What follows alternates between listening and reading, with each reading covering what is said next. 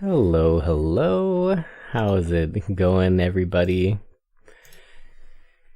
Welcome to the No Longer Human reading stream. So, I'm probably not going to read chat too much during this. Basically, there's going to be a prologue and then a new chapter every, I don't know, 40 pages or so. And then maybe I'll check in after every chapter, but no guarantees. But anyways, this is probably one of the bleakest books you'll ever have the, I don't know, displeasure of reading, I guess. So hopefully you enjoy it. Probably something you'll only ever do once. And yeah, I guess we'll get started. So I'm gonna put the chat away, and I'll see you next chapter, I guess, maybe.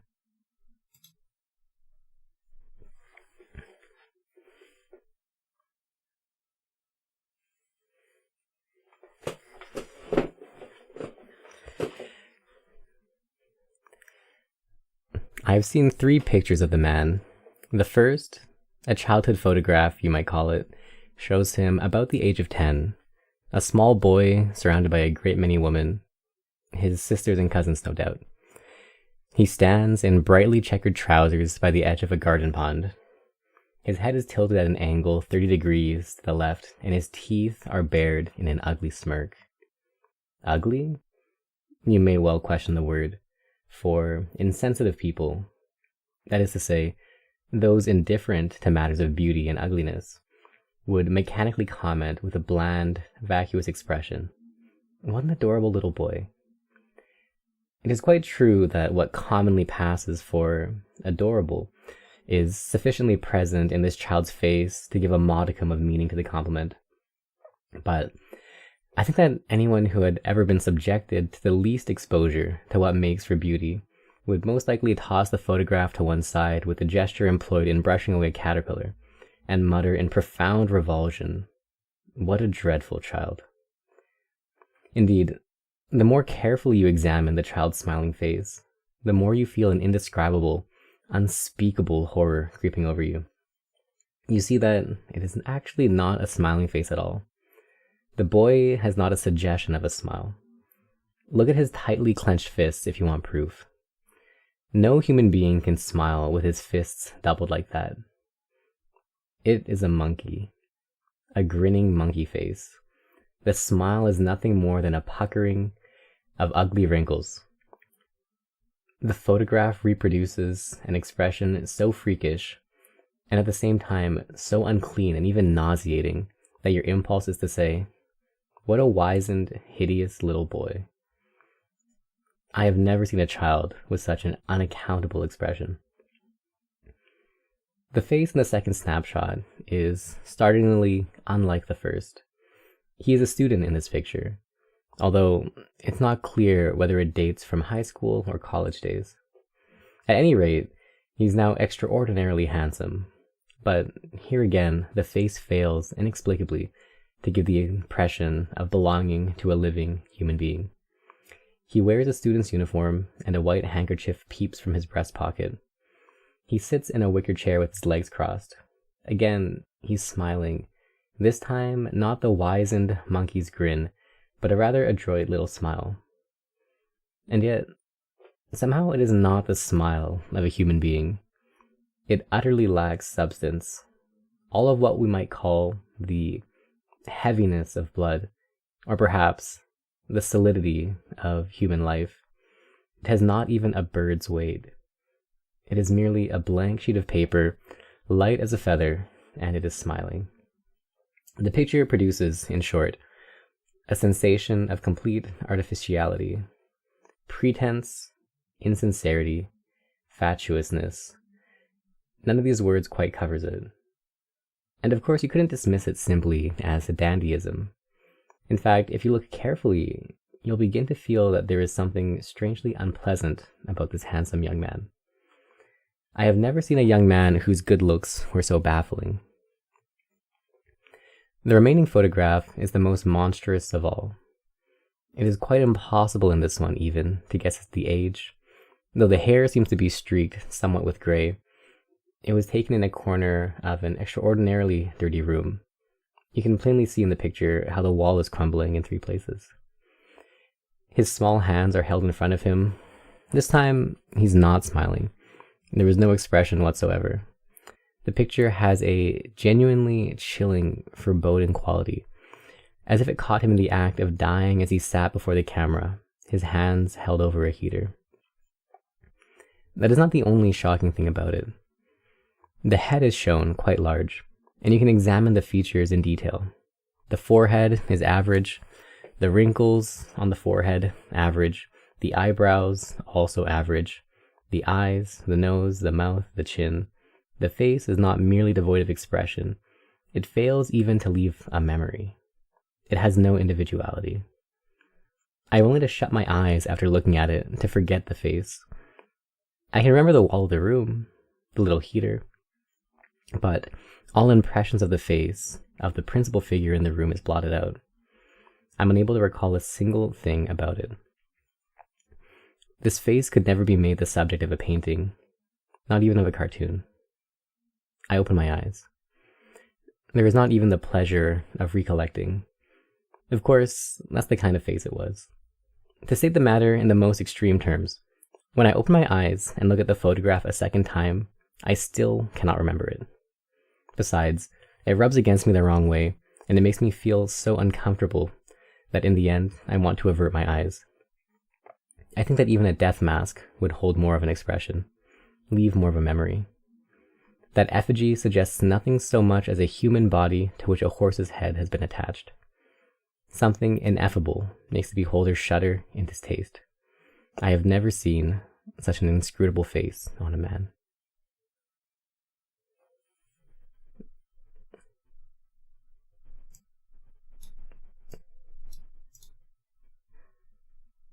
Alright, sorry, a second. I just need to read this.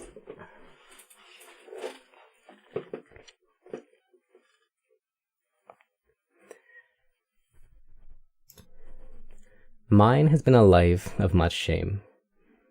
I can't even guess myself what it must be to live the life of a human being. I was born in a village in the northeast, and it wasn't until I was quite big that I saw my first train. I climbed up and down the station bridge, quite unaware that its function was to permit people to cross from one track to another. I was convinced that the bridge had been provided to lend an exotic touch and to make the station premises a place of pleasant diversity, like some foreign playground. I remained under this delusion for quite a long time, and it was for me a very refined amusement indeed to climb up and down the bridge. I thought that it was one of the most elegant services provided by the railways. When later I discovered that the bridge was nothing more than a utilitarian device, I lost all interest in it. Again, when as a child I saw photographs of subway trains in picture books, it never occurred to me that they had been invented out of practical necessity. I could only suppose that riding underground instead of on the surface must be a novel and delightful pastime. I have been sickly ever since I was a child, and have frequently been confined to bed. How often as I lay there, I used to think, what uninspired decorations sheets and pillows make. It wasn't until I was about 20 that I realized that they actually served a practical purpose, and this revelation of human dullness stirred dark depression in me. Again, I have never known what it means to be hungry. I don't mean by this statement that I was raised in a well-to-do family. I have no such banal intent. I mean that I have not had the remotest idea of the nature of the sensation of hunger. It sounds peculiar to say it, but I have never been aware that my stomach was empty. When, as a boy, I returned home from school, the people at home would make a great fuss over me. "You must be hungry. We remember what it's like, how terribly hungry you feel by the time you get home from school. How about some jelly beans? There's cake and biscuits too." Seeking to please, as I invariably did, I would mumble that I was hungry and stuff a dozen jelly beans in my mouth, but what they meant by feeling hungry completely escaped me. Of course, I do eat a great deal all the time, but I have almost no recollection of ever having done so out of hunger. Unusual or extravagant things tempt me, And when I go to the house of somebody else, I eat almost everything put before me, even if it takes some effort. As a child, the most painful part of the day was unquestionably meal times, especially in my own home. At my house in the country, the whole family, we were about 10 in number, ate together, lined up in 2 facing rows at table. Being the youngest child, I naturally sat at the end. The dining room was dark, and the sight of the 10 or more members of the household eating their lunch, or whatever the meal was, in gloomy silence, was enough to send chills through me. Besides, this was an old-fashioned country household where the food was more or less prescribed, and it was useless even to hope for unusual or extravagant dishes. I dreaded mealtime more each day. I would sit there at the end of the table in the dimly lit room and, trembling all over as if with the cold, I would lift a few morsels of food to my mouth and push them in. Why must human beings eat 3 meals every single day? What extraordinarily solemn faces they all make as they eat. It seems to be some kind of ritual. 3 times every day at the regulated hour, the family gathers in this gloomy room. The places are all laid out in the proper order, and regardless of whether we're hungry or not, we munch our food in silence with lowered eyes. Who knows? It may be an act of prayer to propitiate whatever spirits may be lurking around the house. At times I went so far as to think in such terms. Eat or die, the saying goes, but to my ears it sounded like just one more unpleasant threat. Nevertheless, this superstition, I could only think of it as such, always aroused doubt and fear in me. Nothing was so hard for me to understand, so baffling and at the same time so filled with menacing overtones as the commonplace remark, human beings work to earn their bread, for if they don't, they die. In other words, you might say that I still have no understanding of what makes human beings tick. My apprehension on discovering that my concept of happiness seemed to be completely at variance with that of everybody else was so great as to make me toss sleeplessly and groan night after night in my bed. It drove me indeed to the brink of lunacy. I wonder if I have actually been happy. People have told me, really more times than I can remember, ever since I was a small boy, how lucky I was. But I've always felt as if I were suffering in hell. It seems to me, in fact, that those who called me lucky were incomparably more fortunate than I. I sometimes thought that I've been burdened with a pack of 10 misfortunes, any one of which, if borne by my neighbor, would be enough to make a murderer of him. I simply don't understand. I have not the remotest clue what the nature or extent of my neighbor's woes can be. Practical troubles, griefs that can be assuaged if only there is enough to eat. These may be the most intense of all burning hells, horrible enough to blast to smithereens my 10 misfortunes. But that is precisely what I don't understand. If my neighbors manage to survive without killing themselves, without going mad, maintaining an interest in political parties, not yielding to despair, resolutely pursuing the fight for existence, can their griefs really be genuine? Am I wrong in thinking that these people have become such complete egoists and are so convinced of the normality of their way of life that they have never once doubted themselves? If that is the case, their sufferings should be easy to bear. They are the common lot of human beings, and perhaps the best one can hope for. I don't know. If you slept soundly at night, the morning is exhilarating, I suppose. What kind of dreams do they have? What do they think about when they walk along the street? Money? Hardly. It couldn't only be that. I seem to have heard the theory advanced that human beings live in order to eat, but I've never heard anyone say that they lived in order to make money. No. And yet, in some instances, no, I don't even know that. The more I think of it, the less I understand. All I feel are the assaults of apprehension and terror at the thought that I am the only one who is entirely unlike the rest. It is almost impossible for me to converse with other people. What should I talk about? How should I say it? I don't know. This was how I happened to invent my clowning. It was the last quest for love I was to direct at human beings. Although I had a mortal dread of human beings, I seemed quite unable to renounce their society. I managed to maintain, on the surface, a smile which never deserted my lips. This was the accommodation I offered to others. A most precarious achievement performed by me, only at the cost of excruciating efforts within.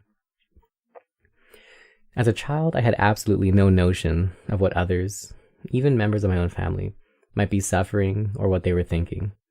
I was aware only of my own unspeakable fears and embarrassments. Before anyone realized it, I had become an accomplished clown, a child who never spoke a single truthful word. I have noticed that in photographs of me taken about that time together with my family, the others all have serious faces. Only mine is invariably contorted into a peculiar smile. This was one more variety of my childish, pathetic antics. Again, I never once answered back anything said to me by my family.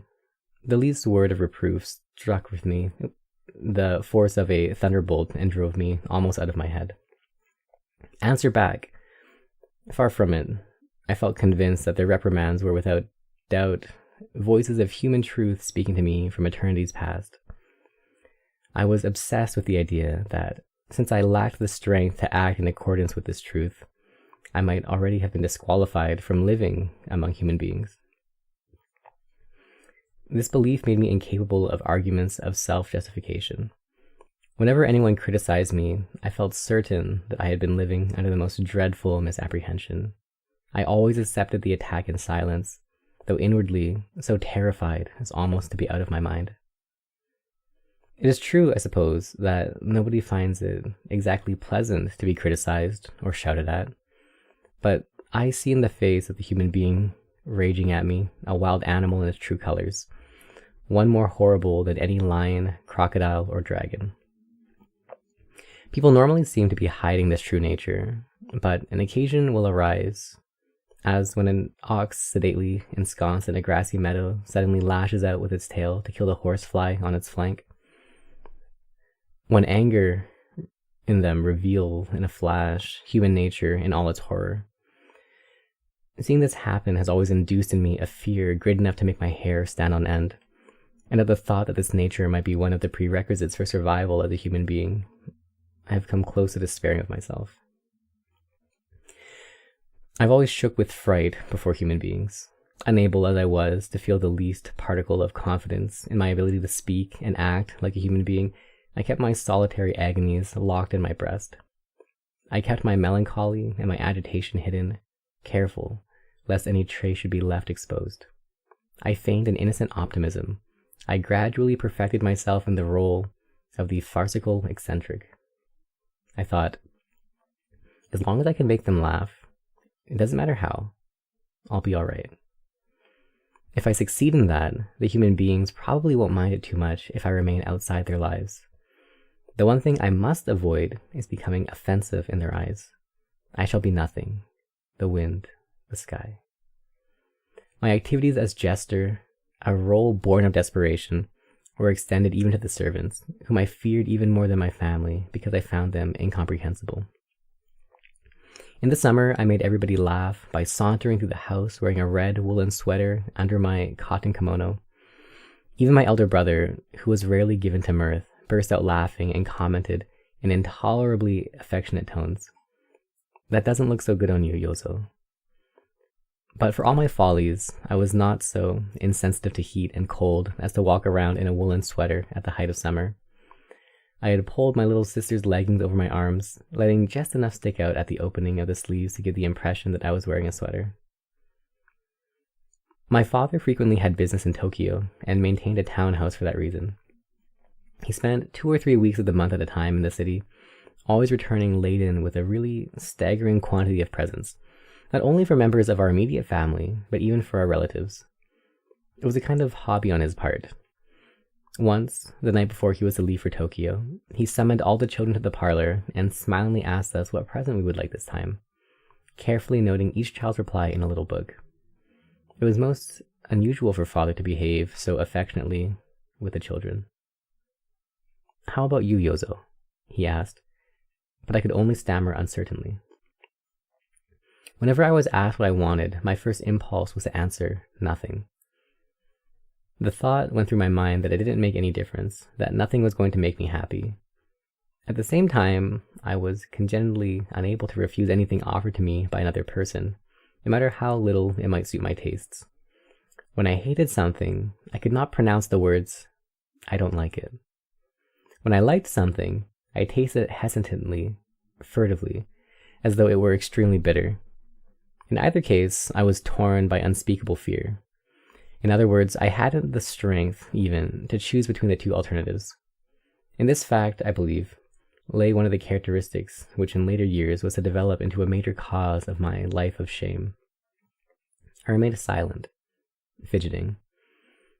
My father lost a little of his good humor. "Will it be a book for you? Or how about a mask for the New Year lion dance? They sell them now in children's sizes. Wouldn't you like one?" The fatal words, "wouldn't you like one?" made it quite impossible for me to answer. I couldn't even think of any suitably clownish response. The gesture had completely failed. "A book would be best, I suppose," my brother said seriously. "Oh?" The pleasure drained from my father's face. He snapped his notebook shut without writing anything. What a failure. Now I had angered my father, and I could be sure that his revenge would be something fearful. That night, as I lay shivering in bed, I tried to think that if there were still not some way of redressing the situation. I crept out of bed, tiptoed down to the parlor, and opened the drawer of the desk where my father had most likely put his notebook. I found the book and took it out. I riffled through the pages until I came to the place where he had jotted down our request for presents. I licked the notebook pencil and wrote in big letters, "Lion Mask." This accomplished, I returned to my bed. I had not the faintest wish for a lion mask. In fact, I would actually have preferred a book. But it was obvious that father wanted to buy me a mask, and my frantic desire to cater to his wishes and restore his good humor had emboldened me to sneak into the parlor in the dead of night.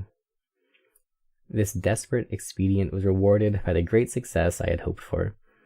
When, some days later, my father returned from Tokyo, I overheard him say to mother in his loud voice, I was in the children's room at the time, "What do you think I found when I opened my notebook in the toy shop? See, somebody has written here, 'Lion Mask.' It's not my handwriting. For a minute, I couldn't figure it out. Then it came to me. This was some of Yozo's mischief. You know, I asked him what he wanted from Tokyo, but he just stood there grinning without a word. Later, he must have got to wanting that lion mask so badly he couldn't stand it. He's certainly a funny kid. Pretends not to know what he wants and then goes and writes it. If he wanted the mask so much, all he had to do was tell me.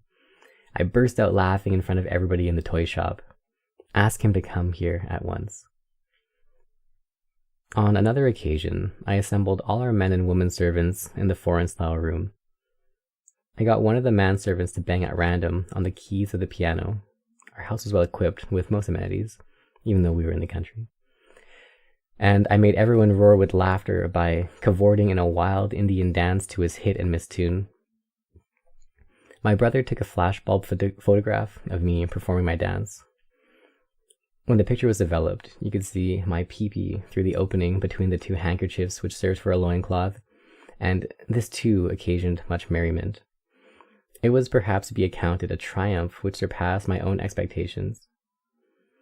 I used to subscribe regularly to a dozen or more children's magazines, and for my private reading ordered books of all sorts from Tokyo. I became an adept in the exploits of Dr. Nonsentious, Dr. Know-It-All, and was intimately acquainted with all manner of spooky stories, tales of adventure, collections of jokes, songs, and the like.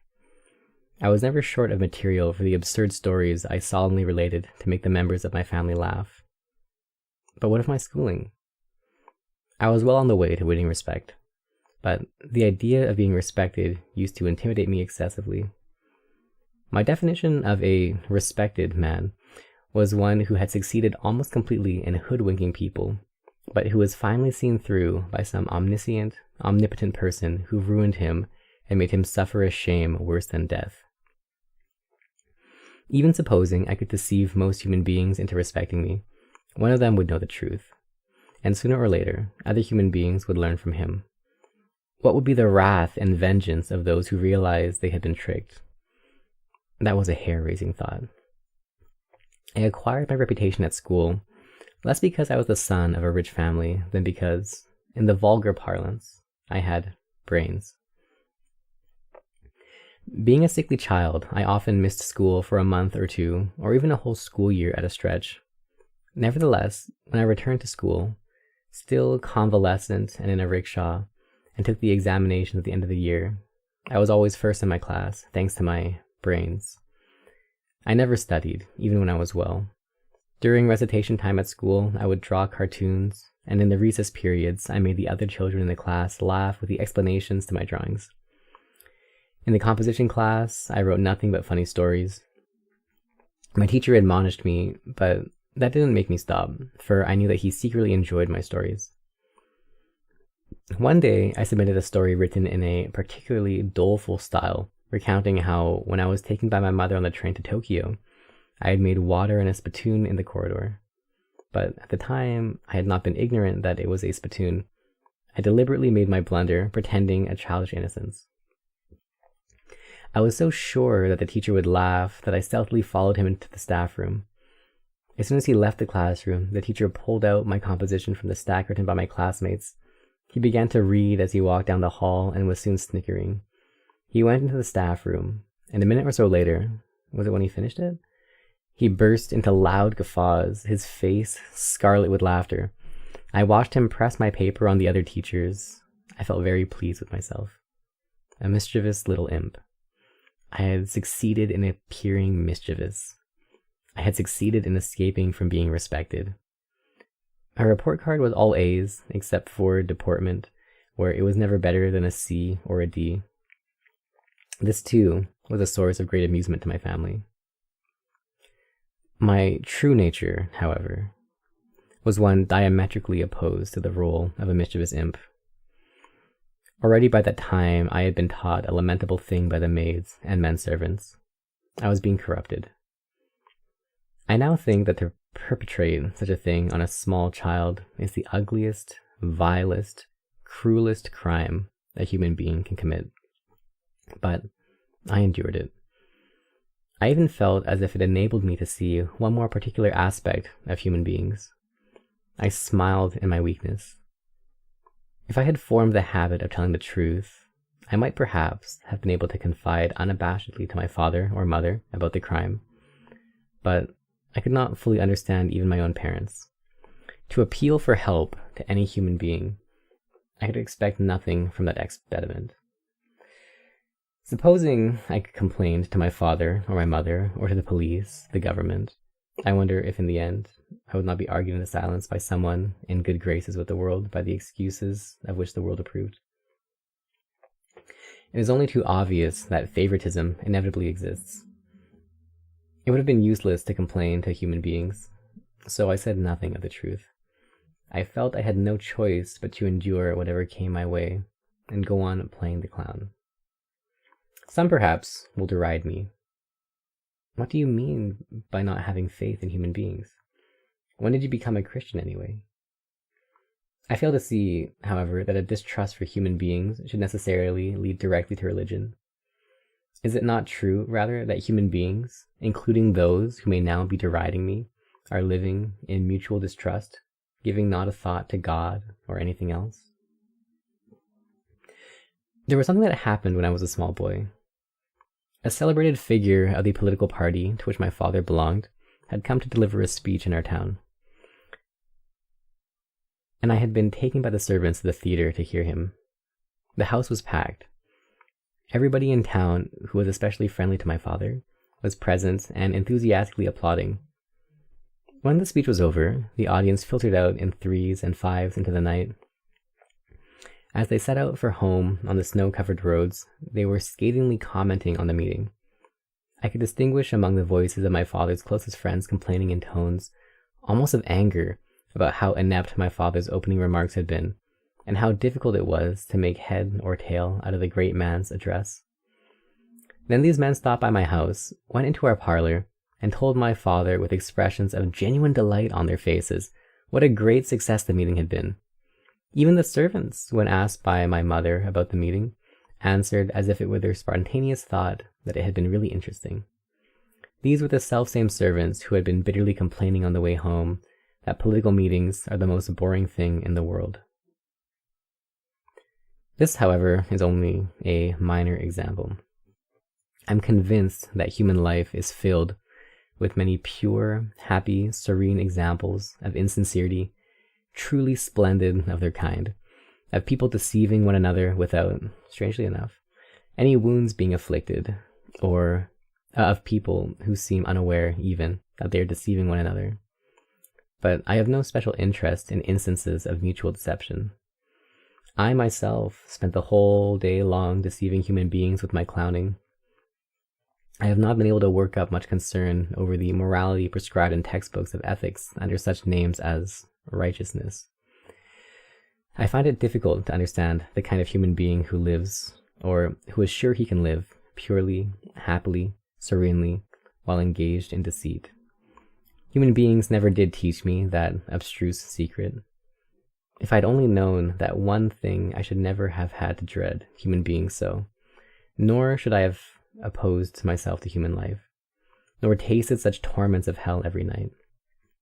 In short, I believe that the reason why I did not tell anybody about that loathsome crime perpetrated on me by the servants was not because of distrust for human beings, nor, of course, because of Christian leanings, but because the human beings around me had rigorously sealed me off from the world of trust or distrust. Even my parents displayed attitudes which were hard for me to understand.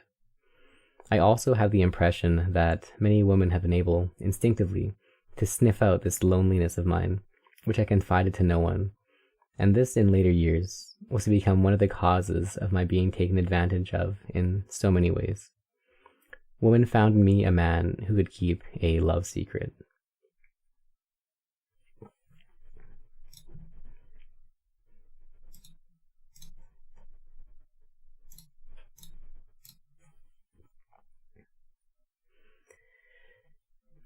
On the shore, at a point so close to the ocean one might imagine it was there that the waves broke, stood a row of over 20 fairly tall cherry trees with coal-black trunks. Every April, when the new school year was about to begin, these trees would display their dazzling blossoms and their moist brown leaves against the blue of the sea. Soon a snowstorm of blossoms would scatter innumerable petals into the water, flecking the surface with points of white, with which the waves carried back to the shore. This beach strewn with cherry blossoms served as the playground of the high school I attended. Stylized cherry blossoms flowered even on the badge of the regulation school cap and on the buttons of our uniforms. A distant relative of mine had a house nearby, which was one reason why my father had especially selected for me this school of cherry blossoms by the sea. I was left in the care of the family, whose house was so close to the school that even after the morning bell had rung, I could still make it to my class in time if I ran. That was the kind of lazy student I was. But I nevertheless managed, thanks to my accustomed antics, to win popularity with my classmates. This was my first experience living in a strange town. I found it far more agreeable than my native place. One might attribute this, perhaps, to the fact that my clowning had, by this time, become so much a part of me that it was no longer such a strain to trick others. I wonder, though, if it was not due instead to the incontestable difference in the problem involved in performing before one's own family and strangers, or in one's own town and elsewhere. This problem exists no matter how great a genius one may be. An actor dreads most the audience in his hometown. I imagine the greatest actor in the world would be quite paralyzed in a room where all his family and relatives were gathered to watch him. But I had learned to play my part. I had, moreover, been quite a success. It was inconceivable that so talented an actor would fail away from home. The fear of human beings continued to writhe in my breast. I'm not sure whether more or less intensely than before. But my acting talents had unquestionably matured. I could always convulse the classroom with laughter, and even as the teacher protested what a good class it would be if only I were not in it, he would be laughing behind his hand. At a word from me, even the military drill instructor, whose more usual idiom was a barbarous, thunderous roar, would burst into helpless laughter. Just when I had begun to relax my guard a bit, fairly confident that I had succeeded by now in concealing completely my true identity, I was stabbed in the back quite unexpectedly. The assailant, like most people who stab in the back, bordered on being a simpleton, the puniest boy in the class, whose scrofulous face in a floppy jacket with sleeves too long for him was complemented by a total lack of proficiency in his studies, and by such clumsiness in military drill and physical training that he was perpetually designated as an onlooker. Not surprisingly, I failed to recognize the need to be on my guard against him. That day, Takeichi, that was the boy's name, as I recall, was as usual onlooking during the physical training period, while the rest of us drilled on the horizontal bar. Deliberately assuming as solemn a face as I could muster, I lunged overhead of the bar, shouting with the effort. I missed the bar and sailed on as if I were making a broad jump, landing with a thud in the sand on the seat of my pants. This failure was entirely premeditated, but everybody burst out laughing exactly as I had planned. I got to my feet with a rueful smile and was brushing the sand from my pants when Takeichi, who had crept up from behind, poked me in the back. He murmured, "You did it on purpose." I trembled all over. I might have guessed that somebody would detect that I had deliberately missed the bar, but Takeichi should have been the one... but that Takeichi should have been the one came as a bolt from the blue. I felt as if I had seen the world before me burst in an instant into the raging flames of hell. It was all I could do to suppress a wild shriek of terror. The ensuing days were imprinted with my anxiety and dread. I continued on the surface, making everybody laugh with my miserable clowning, but now and then painful sighs escaped my lips. Whatever I did, Takeichi would see through it, and I was sure he would soon start spreading the word to everyone he saw. At this thought, my forehead broke out in a sweat. I stared around me vacantly with the eyes of a wild man, the wild eyes of a madman. If it were possible, I felt, I would like to keep a 24 hours a day surveillance over Takeichi, never stirring from him morning, noon, or night, to make sure that he did not divulge the secret. I brooded over what I should do. I would devote the hours spent with him to persuading him that my antics were not on purpose, but a genuine article.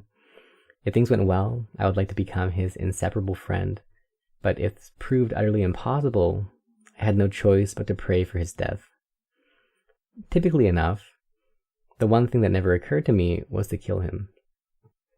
During the course of my life, I have wished innumerable times that I might meet with a violent death, but I have never once desired to kill anybody.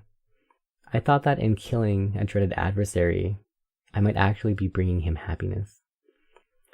In order to win over Takeichi, I clothed my face in the gentle, beguiling smile of the false Christian. I strolled everywhere with him, my arm lightly around his scrawny shoulders, my head tilted affectionately towards him. I frequently would invite him in honeyed, cajoling tones to come and play in the house where I was lodging.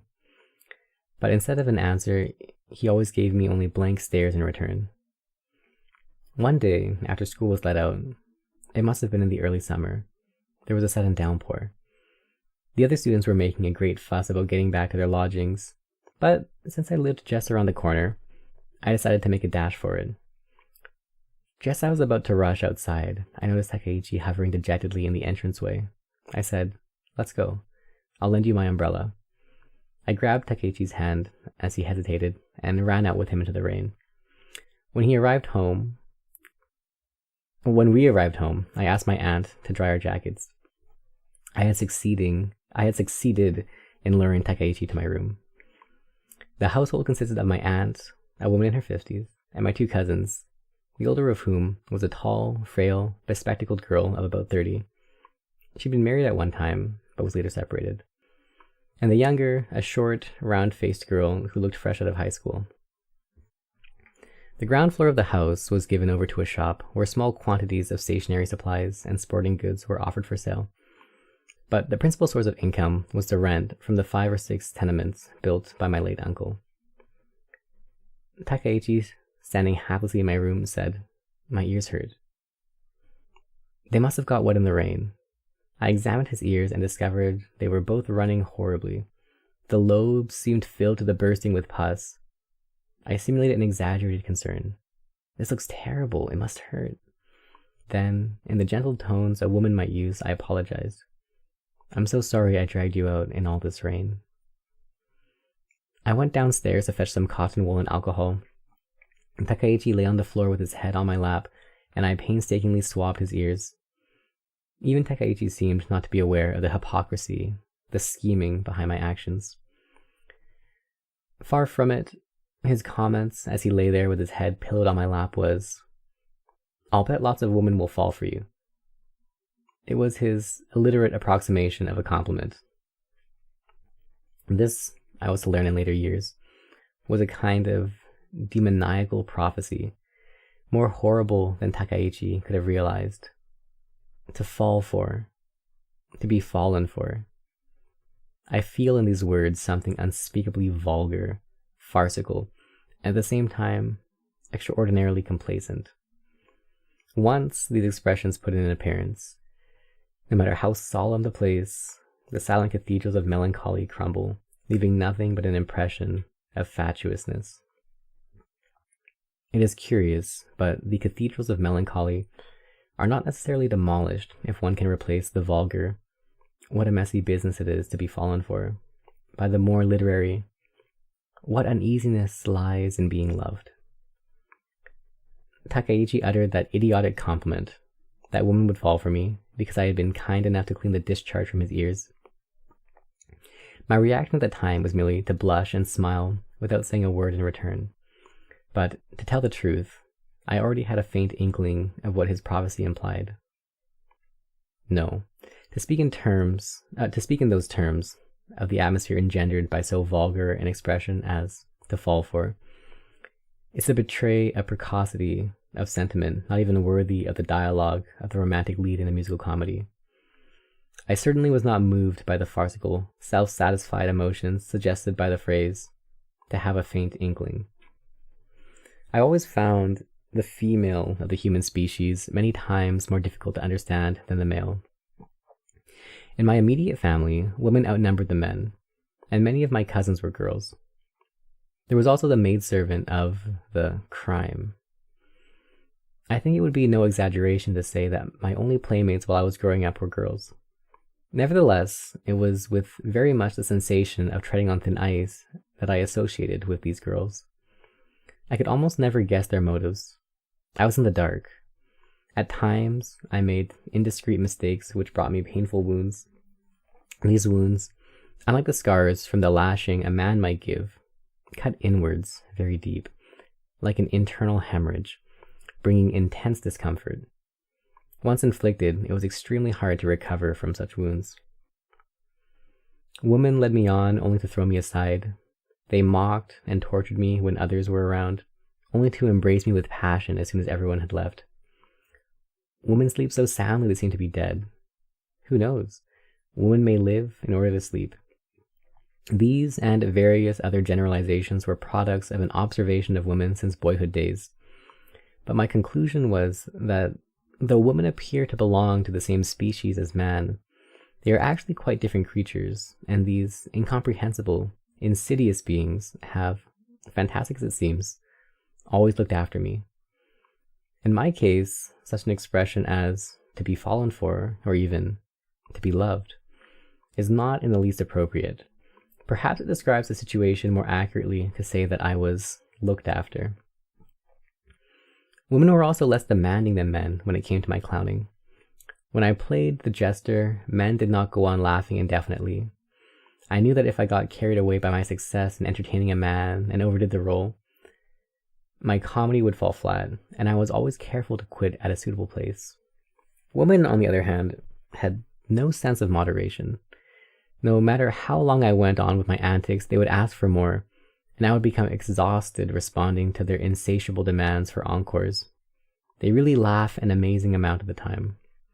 I suppose one can say that women stuff themselves with far more pleasures than men.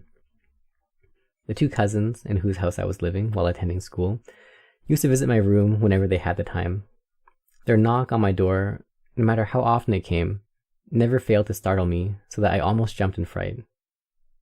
"Are you studying?" "No," I would say with a smile, shutting my book. I would launch into some silly story miles removed from what I was thinking. "Today at school, the geography teacher, the one we call the walrus." One evening, my cousins came to my room, and after they had compelled me to clown at unmerciful lengths, one of them proposed, "Yozo, let's see how you look with glasses on." "Why?" "Don't make such a fuss. Put them on. Here, take these glasses." They invariably spoke in the same harsh, peremptory tones. The clown meekly put on the older girl's glasses. My cousins were convulsed with laughter. "You look exactly like him, exactly like Harold Lloyd." The American movie comedian was very popular at the time in Japan. I stood up. "Ladies and gentlemen," I said, raising one arm in greeting. "I should like, on this occasion, to thank all my Japanese fans." I went through the motions of making a speech. They laughed all the harder.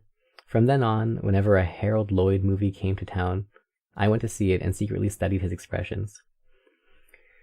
One autumn evening, as I was lying in bed reading a book, the older of my cousins, I always called her sister, suddenly darted into my room, quick as a bird, and collapsed over my bed. She whispered through her tears, "Yozo, you'll help me, I know. I know you will. Let's run away from this terrible house together. Oh, help me, please." She continued in this hysterical vein for a while, only to burst into tears again. This was not the first time that a woman had put on such a scene before me, and sister's excessively emotional words did not surprise me much. I felt instead a certain boredom at their banality and emptiness. I slipped out of bed, went to my desk, and picked up a persimmon. I peeled it and offered sister a section. She ate it, still sobbing, and said, "Have you any interesting books? Lend me something." I chose Soseki's "I Am a Cat" from my bookshelf and handed it to her. "Thanks for the persimmon," sister said as she left the room, an embarrassed smile on her face. Sister was not the only one. I have often felt that I would find it more complicated, troublesome, and unpleasant to ascertain the feelings by which a woman lives than to plumb the innermost thoughts of an earthworm. Long personal experience had taught me that when a woman suddenly bursts into hysterics, the way to restore her spirits is to give her something sweet.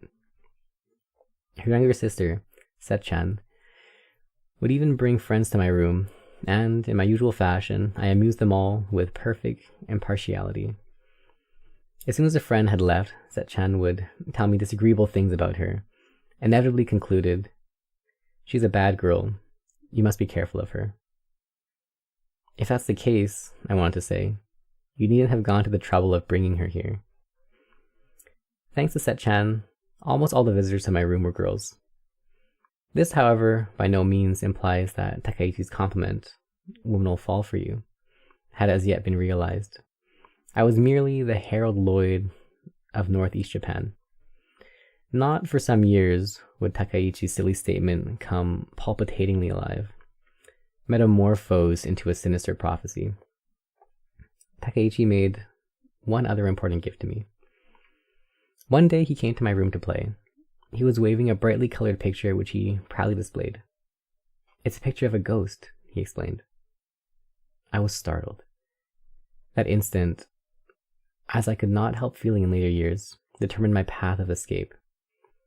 I knew what Takaichi was showing me. I knew that it was only the familiar self-portrait of Van Gogh. When we were children, the French Impressionist school was very popular in Japan, and our first introduction to an appreciation of Western painting most often began with such works. The paintings of Van Gogh, Gauguin, Cézanne, and Renoir were familiar even to students at country schools, mainly through photographic reproductions. I myself had seen quite a few colored photographs of Van Gogh's paintings. His brushwork and the vividness of his colors had intrigued me, but I had never imagined his pictures to be of ghosts. I took from my bookshelf a volume of Modigliani reproductions and showed Takaichi the familiar nudes with skin the color of burnished copper. How about these? Do you suppose they're ghosts too? They're terrific! Takaichi widened his eyes in admiration. This one looks like a horse out of hell. They really are ghosts then, aren't they? I wish I could paint pictures of ghosts like that, said Takaichi. There are some people whose dread of human beings is so morbid that they reach a point where they yearn to see with their own eyes monsters of even more horrible shapes. And the more nervous they are, the quicker to take fright, the more violent they pray that every storm will be.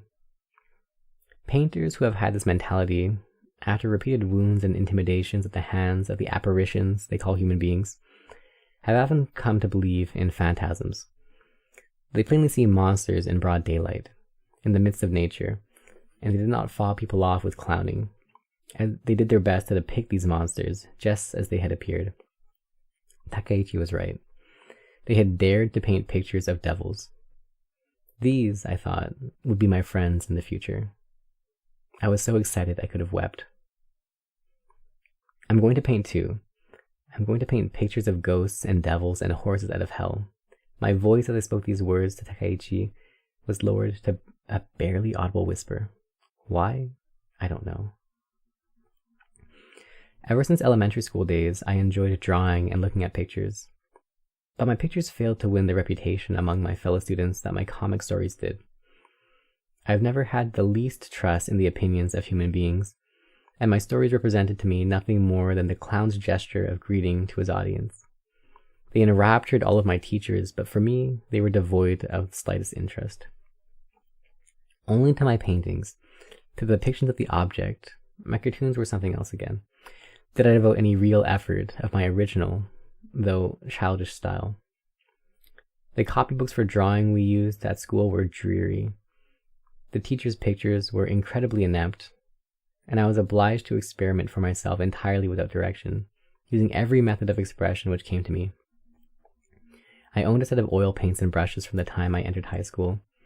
I sought to model my techniques on those of the Impressionist school, but my pictures remained flat as paper cutouts, and seemed to offer no promise of ever developing into anything. But Takaichi's words made me aware that my mental attitude towards painting had been completely mistaken. What superficiality and what stupidity there is in trying to depict in a pretty manner things which one has thought pretty. The masters, through their subjective perceptions, created beauty out of trivialities. They did not hide their interest even in things which were nauseatingly ugly, but soaked themselves in the pleasure of depicting them.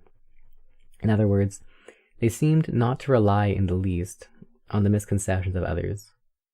Now that I had been initiated by Takaichi into these root secrets of the art of painting, I began to do a few self-portraits, taking care that they not be seen by my female visitors.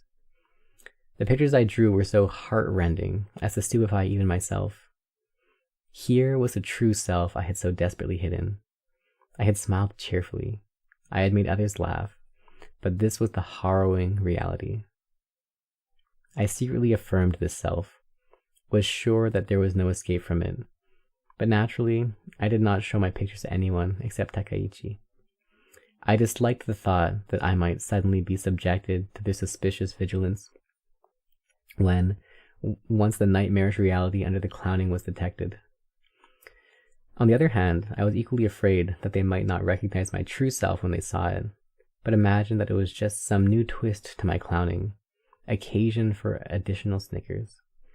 This would have been the most painful of all. I therefore hid the pictures in the back of my cupboard. In school drawing classes, I also kept secret my ghost-style techniques and continued to paint as before in the conventional idiom of pretty things. To Takaichi, and to him alone, I could display my easily wounded sensibilities, and I did not hesitate now to show him my self-portraits. He was very enthusiastic, and I painted 2 or 3 more, plus a picture of a ghost, earning from Takaichi the prediction, You'll be a great painter someday. Not long afterwards, I went up to Tokyo.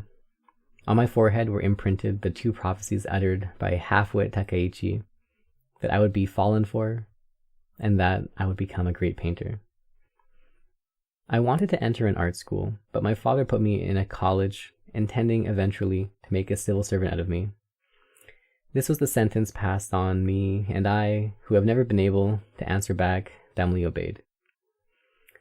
At my father's suggestion, I took the college entrance examinations a year early, and I passed. By this time, I was really quite weary of my high school by the sea and the cherry blossoms. Once in Tokyo, I immediately began life in a dormitory, but the squalor and violence appalled me. This time, I was in no mood for clowning. I got the doctor to certify that my lungs were affected. I left the dormitory and went to live in my father's townhouse in Ueno. Communal living had proved quite impossible for me. It gave me chills just to hear words such as the ardor of youth or youthful pride. I could not by any stretch of the imagination soak myself in college spirit. The classrooms and the dormitories seemed like the dumping grounds of distorted sexual desires, and even my virtually perfected antics were of no use there. When the diet was not in session, my father spent only a week or two of the month at the house. While he was away, there would be just 3 of us in the rather imposing mansion, an elderly couple who looked after the premises, and myself.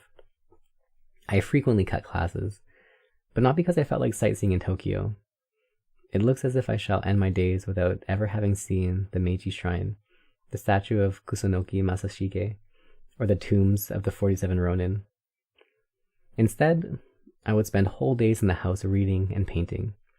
When my father was in town, I set out for school promptly every morning, although sometimes I actually went to an art class given by a painter in Hongo, and practiced sketching for 3 or 4 hours at a time with him.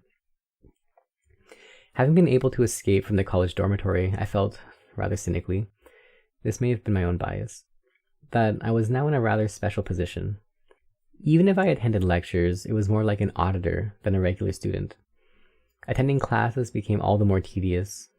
I had gone through elementary and high schools, and was now in college without ever having been able to understand what was meant by school spirit. I never even tried to learn the school songs. Before long, a student at the art class was to initiate me into the mysteries of drink, cigarettes, prostitutes, pawn shops, and left-wing thought. A strange combination, but it actually happened that way. This student's name was Masao Horiki.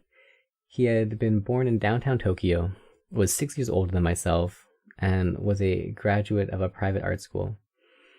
Having no atelier at home, he used to attend the art class I frequented, where he was supposedly continuing his study of oil painting. One day, when we still barely knew each other by sight, we hadn't as yet exchanged a word, he suddenly said to me, "Can you lend me 5 yen?"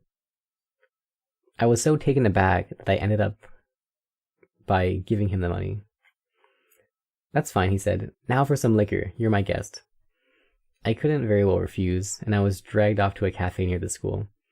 That marked the beginning of our friendship. "I've been noticing you for quite a while. There, that bashful smile. That's the special mark of the promising artist. Now, as a pledge of our friendship, bottoms up." He called one of the waitresses to our table. "Isn't he a handsome boy? You mustn't fall for him now. I'm sorry to say it, but ever since he appeared in our art class, I've only been the second handsomest." Horiki was swarthy, but his features were regular, most unusual for an art student. He always wore a neat suit and a conservative necktie. His hair was pomaded and parted in the middle. The surroundings were unfamiliar to me. I kept folding and unfolding my arms nervously, and my smiles now were really bashful. In the course of drinking 2 or 3 glasses of beer, however, I began to feel a strange lightness of liberation. I started, "I've been thinking, I'd like to enter a real art school." "Don't be silly, they're useless. Schools are all useless. The teachers who immerse themselves in nature, the teachers who show profound sympathy for nature."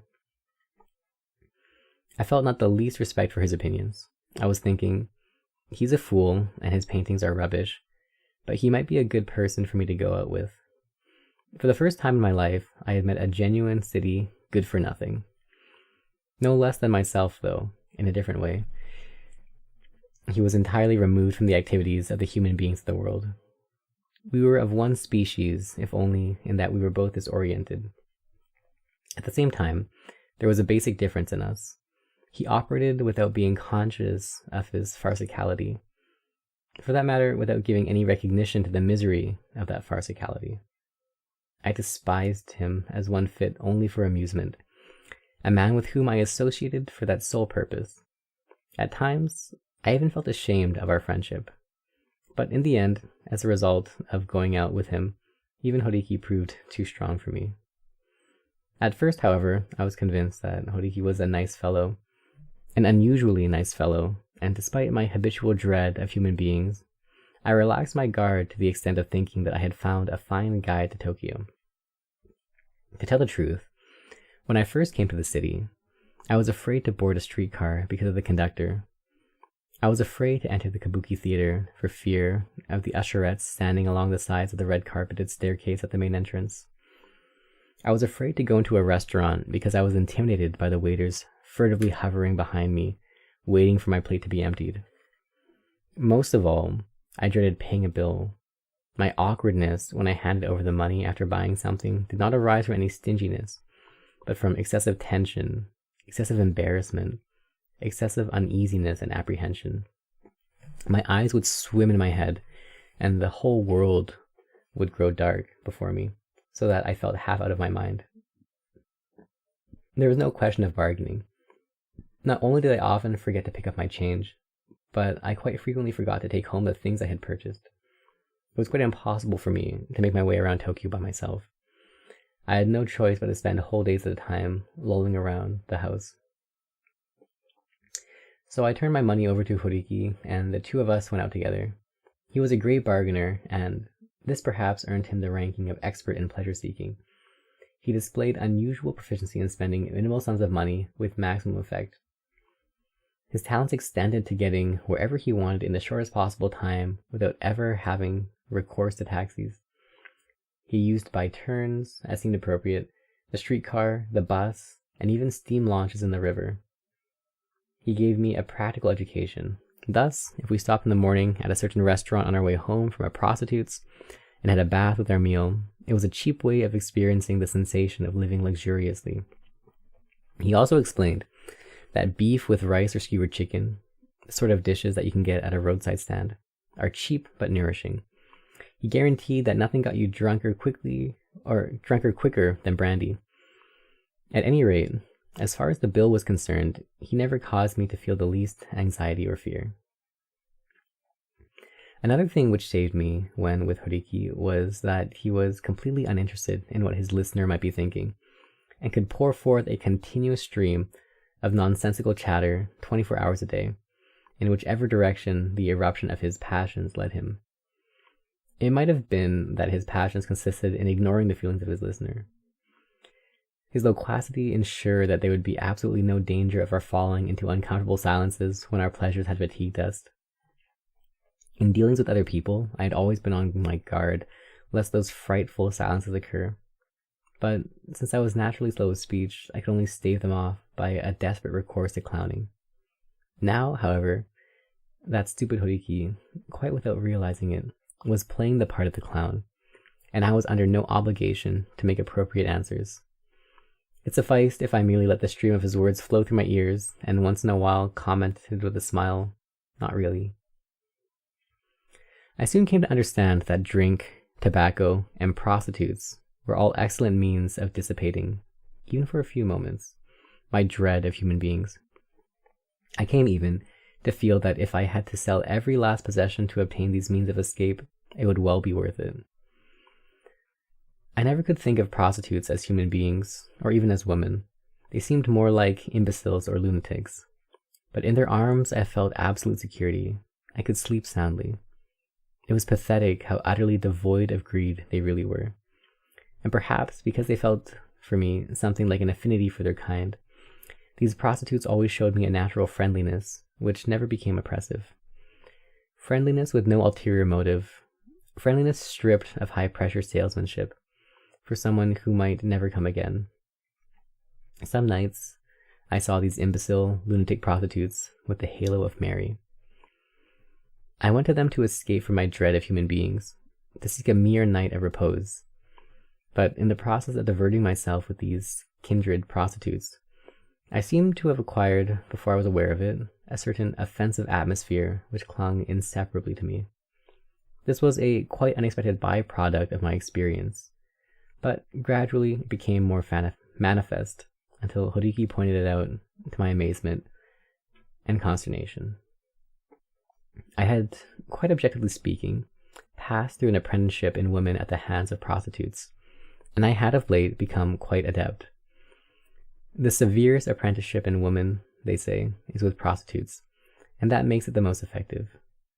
The odor of the lady killer had come to permeate me, and women, not only prostitutes, instinctively detected it and flocked to me.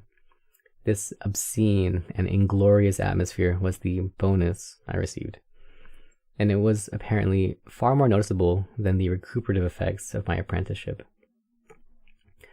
Horiki informed me of it half as a compliment, I suppose, but it struck a painful chord in me. I remembered how clumsily written letters from bar girls and the general's daughter, a girl of 20, whose house was next to mine, and who every morning when I went to school was always hovering around the gate, all dressed up for no apparent reason, and the waitress at the steak restaurant who, even when I didn't say a word, and the girl at the tobacco shop I patronized, who always put in the package of cigarettes she handed me, and the woman in the seat next to mine at the Kabuki theater, and the time when I was drunk and fell asleep on the streetcar in the middle of the night, and that letter burning with passion that came unexpectedly from a girl relative in the country, and the girl, whoever it was, who left a doll, one she had made herself for me when I was away. With all of them, I had been extremely negative, and the stories had gone no further, remaining undeveloped fragments. But it was an undeniable fact, and not just some foolish delusion on my part, that there lingered about me an atmosphere which could send women into sentimental reveries.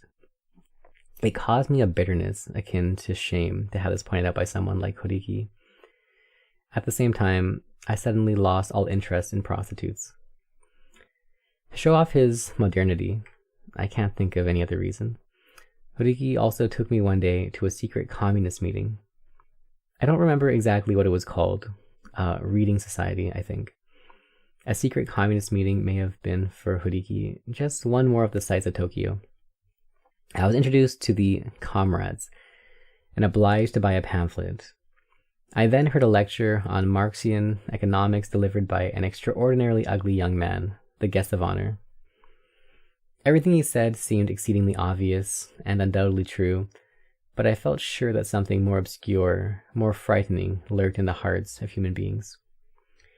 Greed did not cover it, nor did vanity, nor was it simply a combination of lust and greed. I wasn't sure what it was, but I felt that there was something inexplicable at the bottom of human society which was not reducible to economics. Terrified as I was by this weird element, I assented to materialism as naturally as water finding its own level. But materialism could not free me from my dread of human beings. I could not feel the joy of hope a man experiences when he opens his eyes on young leaves. Nevertheless, I regularly attended the meetings of the Reading Society. I found it uproariously amusing to see my comrades, their faces tense as though they were discussing matters of life and death, absorbed in the study of theories so elementary they were on the order of 1 and 1 makes 2. I tried to take some strain out of the meetings with my usual antics. That was why, I imagine, the oppressive atmosphere of the group gradually relaxed. I came to be so popular that I was considered indispensable at the meetings. These simple people perhaps fancied that I was just as simple as they, an optimistic, laughter-loving comrade. But if such was their view, I was deceiving them completely. I was not their comrade. Yet, I attended every single meeting and performed for them my full repertory of farce. I did it because I liked to, because those people pleased me, and not necessarily because we were linked by any common affection derived from Marx. Irrationality. I found the thought faintly pleasurable, or rather, I felt at ease with it. What frightened me was the logic of the world. In it lay the foretaste of something incalculably powerful. Its mechanism was incomprehensible, and I could not possibly remain closeted in that windowless, bone-chilling room. Though outside lay the sea of irrationality, it was far more agreeable to swim in its waters until presently I drowned. People talk of social outcasts. The words apparently denote the miserable losers of the world, the vicious ones. But I feel as though I've been a social outcast from the moment I was born. If ever I meet someone society has designated as an outcast, I invariably feel affection for him, an emotion which carries me away in melting tenderness. People also talk of a criminal consciousness. All my life in this world of human beings, I have been tortured by such a consciousness, but it has been my faithful companion, like a wife in poverty, and together, just the two of us, we've indulged in our forlorn pleasures. This, perhaps, has been one of the attitudes in which I have gone on living. People also commonly speak of the wound of a guilty conscience. In my case, the wound appeared of itself when I was an infant, and with the passage of time, far from healing it, has grown only the deeper until now it has reached the bone. The agonies I have suffered night after night have made for a hell composed of an infinite diversity of tortures. But, though this is a very strange way to put it, the wound has gradually become dearer to me than my own flesh and blood, and I have thought its pain to be the emotion of the wound as it lived, or even its murmur of affection. For such a person as myself, the atmosphere of an underground movement was curiously soothing and agreeable. What appealed to me, in other words, was not so much its basic aims as its personality. The movement served Horiki meanly as a pretext for idiotic banter. The only meeting he attended was the one where he introduced me. He gave as his reason for not coming again the stupid joke that Marxists should study not only the productive aspects of society, but the consumptive ones.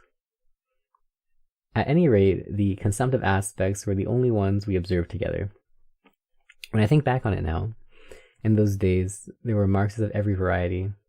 Some, like Horiki, called themselves such out of an empty modernity. An attraction for its odor of irrationality led others, like myself, to participate in the movement.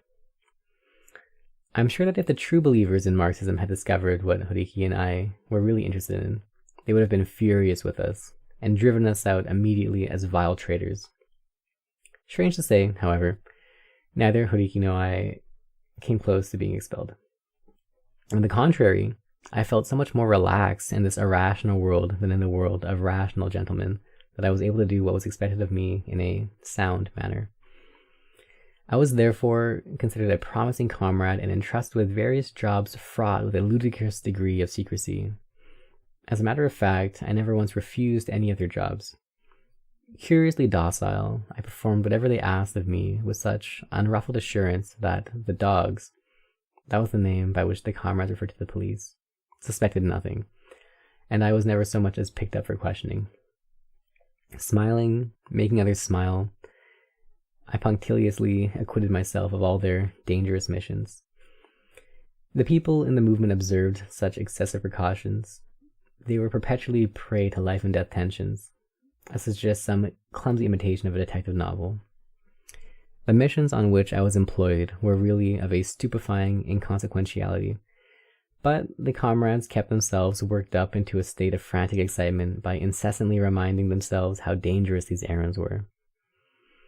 I felt at the time that if I should become a party member and got caught, not even the prospect of spending the rest of my life in prison would bother me. It occurred to me that prison life might actually be pleasanter than groaning away my sleepless nights in a hellish dread of the realities of life as led by human beings. Even when my father and I were living in the same house, he was kept so busy receiving guests or going out that sometimes 3 or 4 days elapsed without our seeing each other. This, however, did not make his presence any the less oppressive and intimidating. I was just thinking, without as yet daring to propose it, how I would like to leave the house and find lodgings elsewhere, when I learned from our old caretaker that my father apparently intended to sell the house. Father's term of office as a member of the Diet would soon expire, and, doubtless for many reasons, he seemed to have no intention of standing for election again.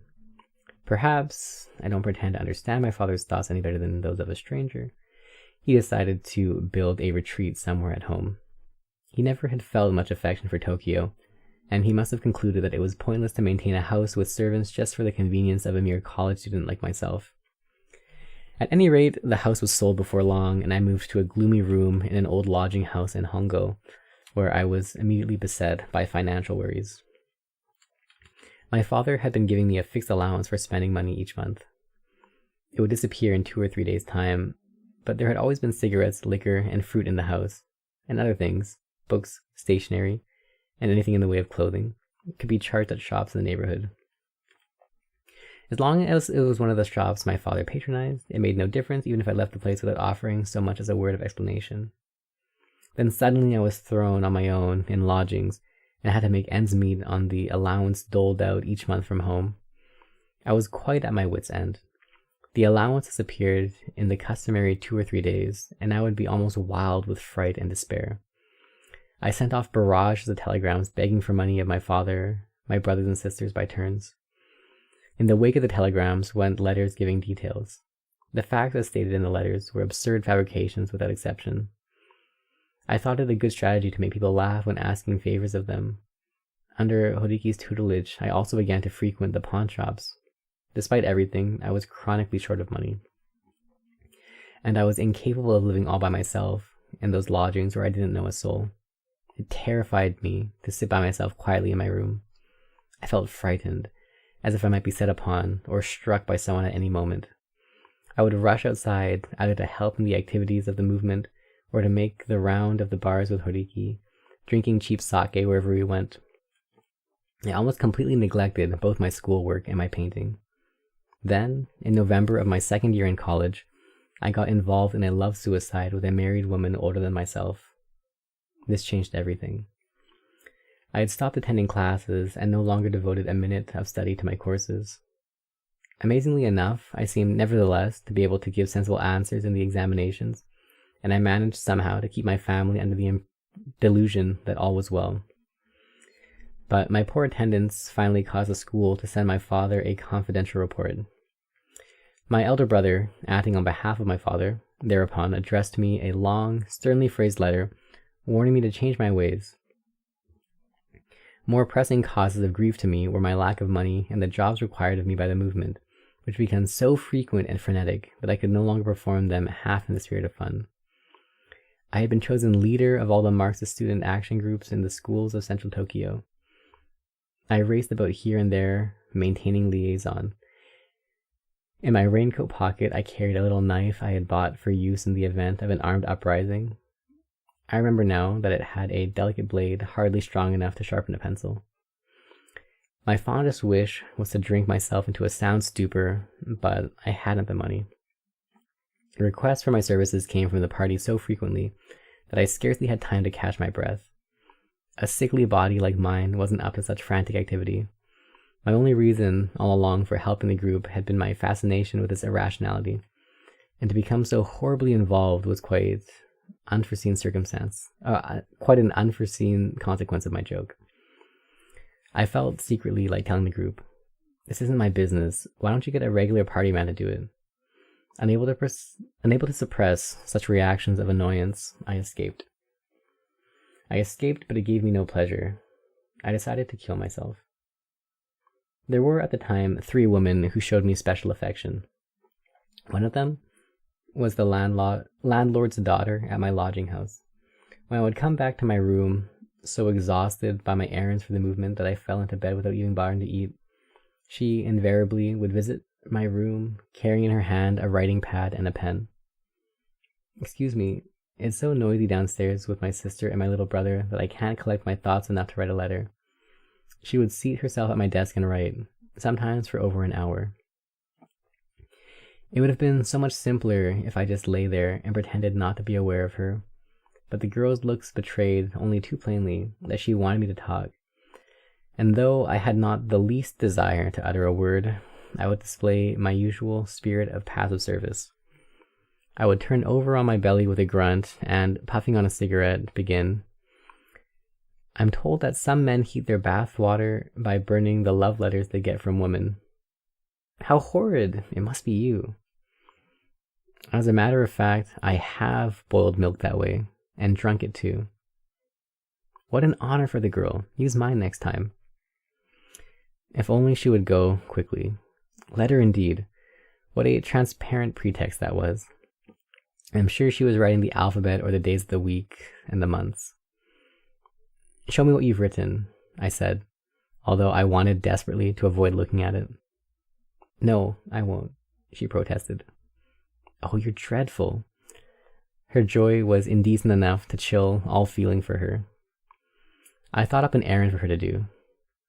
Sorry to bother you, but would you mind going down to the drugstore and buying me some sleeping tablets? I'm overexhausted. My face is burning, so I can't sleep. I'm sorry. And about the money... That's all right. Don't worry about the money. She got up happily. I was well aware that it never offends a woman to be asked to do an errand. They are delighted if some man deigns to ask them a favor. The second girl interested in me was a comrade, a student in a teacher's training college. My activities in the movement obliged me, distasteful as it was, to see her every day. Even after the arrangement for the day's jobs had been completed, she doggedly tagged along after me. She bought me presents, seemingly at random, and offered them with the words, I wish you would think of me as your real sister. Wincing at the affectation, I would answer, I do, and force a sad little smile. I was afraid of angering her, and my only thought was to temporize her somehow and put her off. As a result, I spent more and more time dancing attendance on that ugly, disagreeable girl. I let her buy me presents. They were, without exception, in extraordinarily bad taste, and I usually disposed of them immediately to the postman or the grocery boy. I tried to look happy when I was with her, and made her laugh with my jokes. One summer evening, she simply wouldn't leave me. In the hope of persuading her to go, I kissed her when we came to a dark place along the street. She became uncontrollably, shamefully excited. She hailed a taxi and took me to the little room the movement secretly rented in an office building. There we spent the whole night in a wild tumult. What an extraordinary sister I have, I told myself with a wry smile.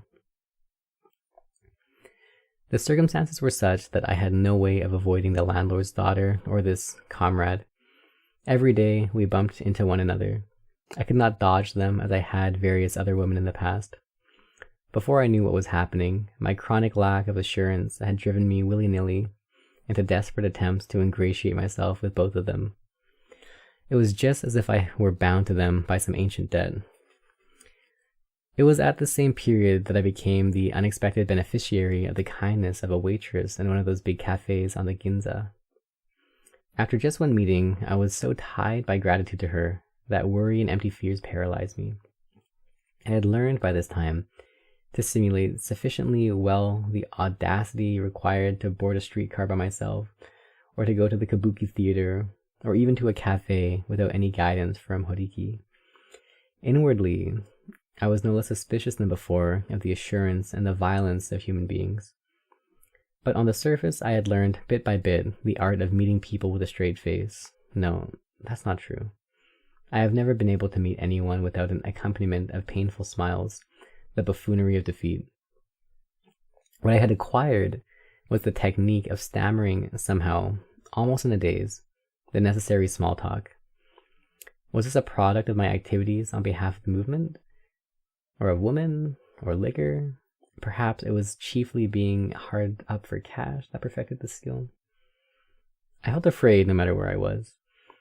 I wondered if the best way to obtain some surcease from this relentless feeling might not be to lose myself in the world of some big cafe where I would be rubbed against by crowds of drunken guests, waitresses, and porters. With this thought in my mind, I went one day alone to a cafe on the Ginza. I had only 10 yen on me. I said with a smile to the hostess who sat beside me, "All I've got is 10 yen. Consider yourself warned." "You needn't worry." She spoke with a trace of a Kansai accent. It was strange how she calmed my agitation with those few words. "No, It was not simply because I was relieved of the necessity of worrying about money. I felt, rather, as if being next to her in itself made it unnecessary to worry. I drank the liquor. She did not intimidate me, and I felt no obligation to perform my clownish antics for her. I drank in silence, not bothering to hide the taciturnity and gloominess which were my true nature. She put various appetizers on the table in front of me. Do you like them? I shook my head. Only liquor?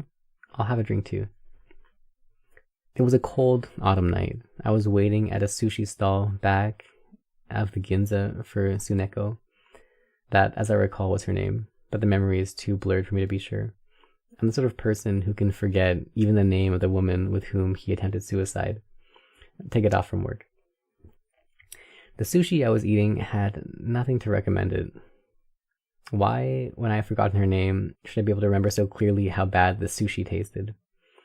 And I can recall with absolute clarity the close-cropped head of the old man. His face was like a snake's, wagging from side to side as he made the sushi, trying to create the illusion that he was a real expert. It has happened to me 2 or 3 times since that I have seen on the streetcar what seemed to be a familiar face and wondered who it was, only to realize with a start that the person opposite from me looked like the old man from the sushi stall. Now, when her name and even her face are fading from my memory, for me to be able to remember that old man's face so accurately I could draw it is surely a proof of how bad the sushi was and how it chilled and distressed me. I should add that even when I have been taken to restaurants famous for sushi, I have never enjoyed it much. Tsuneko was living in a room she rented on the 2nd floor of a carpenter's house. I lay on the floor, sipping tea, propping my cheek with one hand as if I had a horrible toothache. I took no pains to hide my habitual gloom. Oddly enough, she seemed to like seeing me lie there that way. She gave me the impression of standing completely isolated. An icy storm whipped around her, leaving only dead leaves careening wildly down. As we lay there together, she told me that she was 2 years older than I, and that she came from Hiroshima. I've got a husband, you know. He used to be a barber in Hiroshima, but we ran away to Tokyo together at the end of last year. My husband couldn't find a decent job in Tokyo. The next thing I knew, he was picked up for swindling someone, and now he's in jail. I've been going to the prison every day, but beginning tomorrow, I'm not going anymore. She rambled on, but I have never been able to get interested when women talk about themselves. It may be because women are so inept at telling a story. That is because they place the emphasis in the wrong places, or for some other reason. In any case, I've always turned them a deaf ear. I feel so unhappy. I'm sure that this one phrase whispered to me would arouse my sympathy more than the longest, most painstaking account of a woman's life. It amazes and astonishes me that I have never once heard a woman make this simple statement. This woman did not say, "I feel so unhappy," in so many words, but something like a silent current of misery an inch wide flowed over the surface of her body.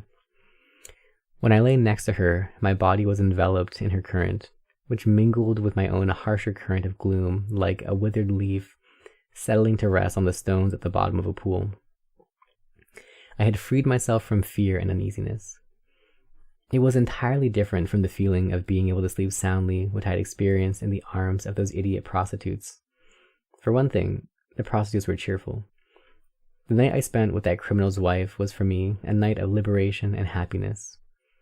The use of so bold a word, affirmatively, without hesitation, will not, I imagine, recur in these notebooks. But it lasted only one night.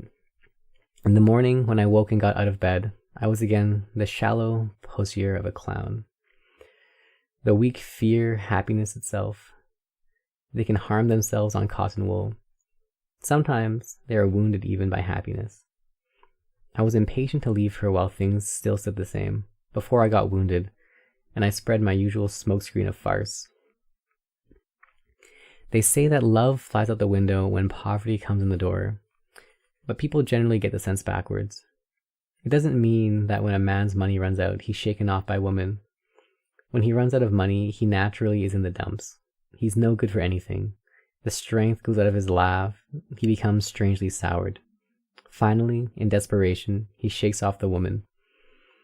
The proverb means that when a man becomes half mad, he will shake and shake and shake until he's free of a woman. You'll find that explanation given in the Kanazawa dictionary, more's the pity. It isn't too hard for me to understand that feeling myself. I remember making Tsuneko laugh with such stupid remarks. I was trying to get away quickly that morning, without so much as washing my face, for I was sure that to stay any longer would be useless and dangerous. Then I came out with that crazy pronouncement on love flying out the window, which was later to produce unexpected complications. I didn't meet my benefactor of that night again for a whole month. After leaving her, my happiness grew fainter every day that went by. It frightened me even that I had accepted a moment's kindness. I felt I had imposed horrible bonds on myself. Gradually, even the mundane fact that Tsuneko had paid the bill at the cafe began to weigh on me, and I felt as though she was just another threatening woman, like the girl at my lodging house, or the girl from the teacher's training college.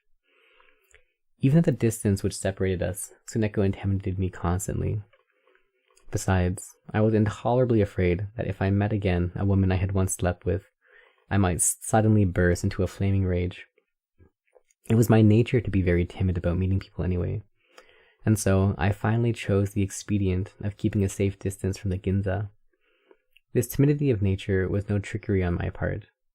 Women do not bring to bear so much as a particle of connection between what they do after going to bed and what they do on rising in the morning. They go on living with their world successfully divided in two, as if total oblivion had intervened. My trouble was that I could not yet successfully cope with this extraordinary phenomenon. At the end of November, I went drinking with Horiki at a cheap bar in Kanda. We had no sooner staggered out of that bar than my evil companion began to insist that we continue our drinking somewhere else. We had already ran out of money, but he kept badgering me. Finally, and this was because I was drunker and bolder than usual, I said, "All right, I'll take you to the land of dreams. Don't be surprised at what you see. Wine, woman, and song." "You mean a cafe?" "I do." "Let's go." It happened just as simply as that. The two of us got on the streetcar. Horiki said in high spirits, "I'm starved for a woman tonight. Is it all right to kiss the hostess?" I was not particularly fond of Horiki when he played the drunk that way. Horiki knew it, and he deliberately labored the point. "All right, I'm going to kiss her. I'm going to kiss whichever hostess sits next to me, all right?"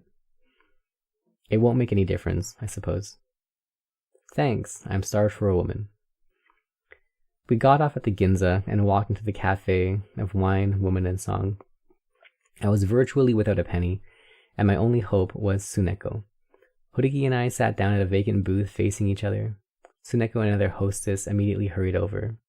The other girl sat next to me, and Tsuneko plopped herself down beside Horiki. I was taken aback. Tsuneko was going to be kissed in another few minutes. It wasn't that I regretted losing her. I've never had the faintest craving for possessions.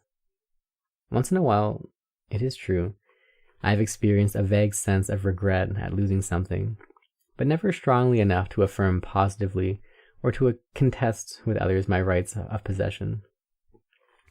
This was so true of me that some years later, I even watched in silence when my own wife was violated. I have tried insofar as possible to avoid getting involved in the sordid complications of human beings. I've been afraid of being sucked down into their bottomless whirlpool. Tsuneko and I were lovers of just one night. She did not belong to me. It was unlikely that I would pretend to so imperious an emotion as regret. And yet, I was shocked. It was because I felt sorry for Tsuneko. Sorry that she should be obliged to accept Horiki's savage kisses while I watched. Once she had been defiled by Horiki, she would no doubt have to leave me. But my ardor was not positive enough for me to stop Tsuneko. I experienced an instant of shock at her unhappiness. I thought, it's all over now. Then, the next moment, I meekly, helplessly resigned myself. I looked from Horiki to Tsuneko. I grinned. But the situation took an unexpected turn, one very much for the worse. "I've had enough," Horiki said with a scowl. Not even a lecher like me can kiss a woman who looks so poverty-stricken. He folded his arms and stared, seemingly in utter disgust, at Tsuneko. He forced a smile. Some liquor. I haven't got any money. I spoke under my breath to Tsuneko. I felt I wanted to drink till I drowned in it. Tsuneko was in the eyes of the world unworthy even of a drunkard's kiss, a wretched woman who smelled of poverty. Astonishingly, incredibly enough, this realization struck me with the force of a thunderbolt. I drank more that night than ever before in my life. More. My eyes swam with drink, and every time Tsuneko and I looked in each other's faces, we gave a pathetic little smile. Yes, just as Horiki had said, she really was a tired, poverty-stricken woman, and nothing more. But this thought itself was accompanied by a welling up of a feeling of comradeship for this fellow sufferer from poverty. The clash between rich and poor is a hackneyed enough subject, but I am now convinced that it really is one of the eternal themes of drama. I felt pity for Tsuneko. For the first time in my life, I was conscious of a positive, if feeble, movement of love in my heart. I vomited. I passed out. This was also the first time I had ever drunk so much as to lose consciousness. When I woke, Tsuneko was sitting by my pillow. I had been sleeping in her room on the second floor of the carpenter's house. I thought you were joking when you told me that love flew out the window when poverty came in the door. Were you serious? You didn't come anymore. What a complicated business it is, love and poverty. Suppose I work for you? Wouldn't that be all right? No, it wouldn't. She lay down beside me. Towards dawn, she pronounced for the first time the word death. She too seemed to be weary beyond endurance at the task of being a human being. And when I reflected on my dread of the world and its bothersomeness, on money, the movement, women, my studies, it seemed impossible that I could go on living. I consented easily to her proposal. Nevertheless, I was still unable to persuade myself fully of the reality of this resolution to die. Somehow, there lurked an element of make-believe. The two of us spent that morning wandering around Asakusa. We went into a lunch stand and drank a glass of milk. She said, "You pay this time."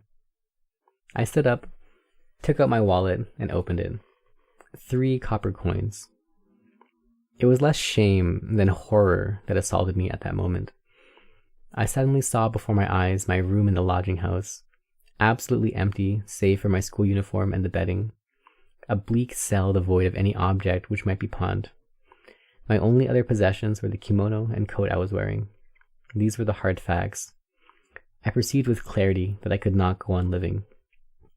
As I stood there, hesitating, she got up and looked inside my wallet. "Is that all you have?" Her voice was innocent, but it cut me to the quick. It was painful as only the voice of the first woman I had ever loved could be painful. "Is that all?" No, even that suggested more money than I had. 3 copper coins don't count as money at all. This was a humiliation more strange than any I had ever tasted before. A humiliation I could not live with. I suppose I had still not managed to extricate myself from the part of the rich man's son. It was then I myself determined, this time as a reality, to kill myself.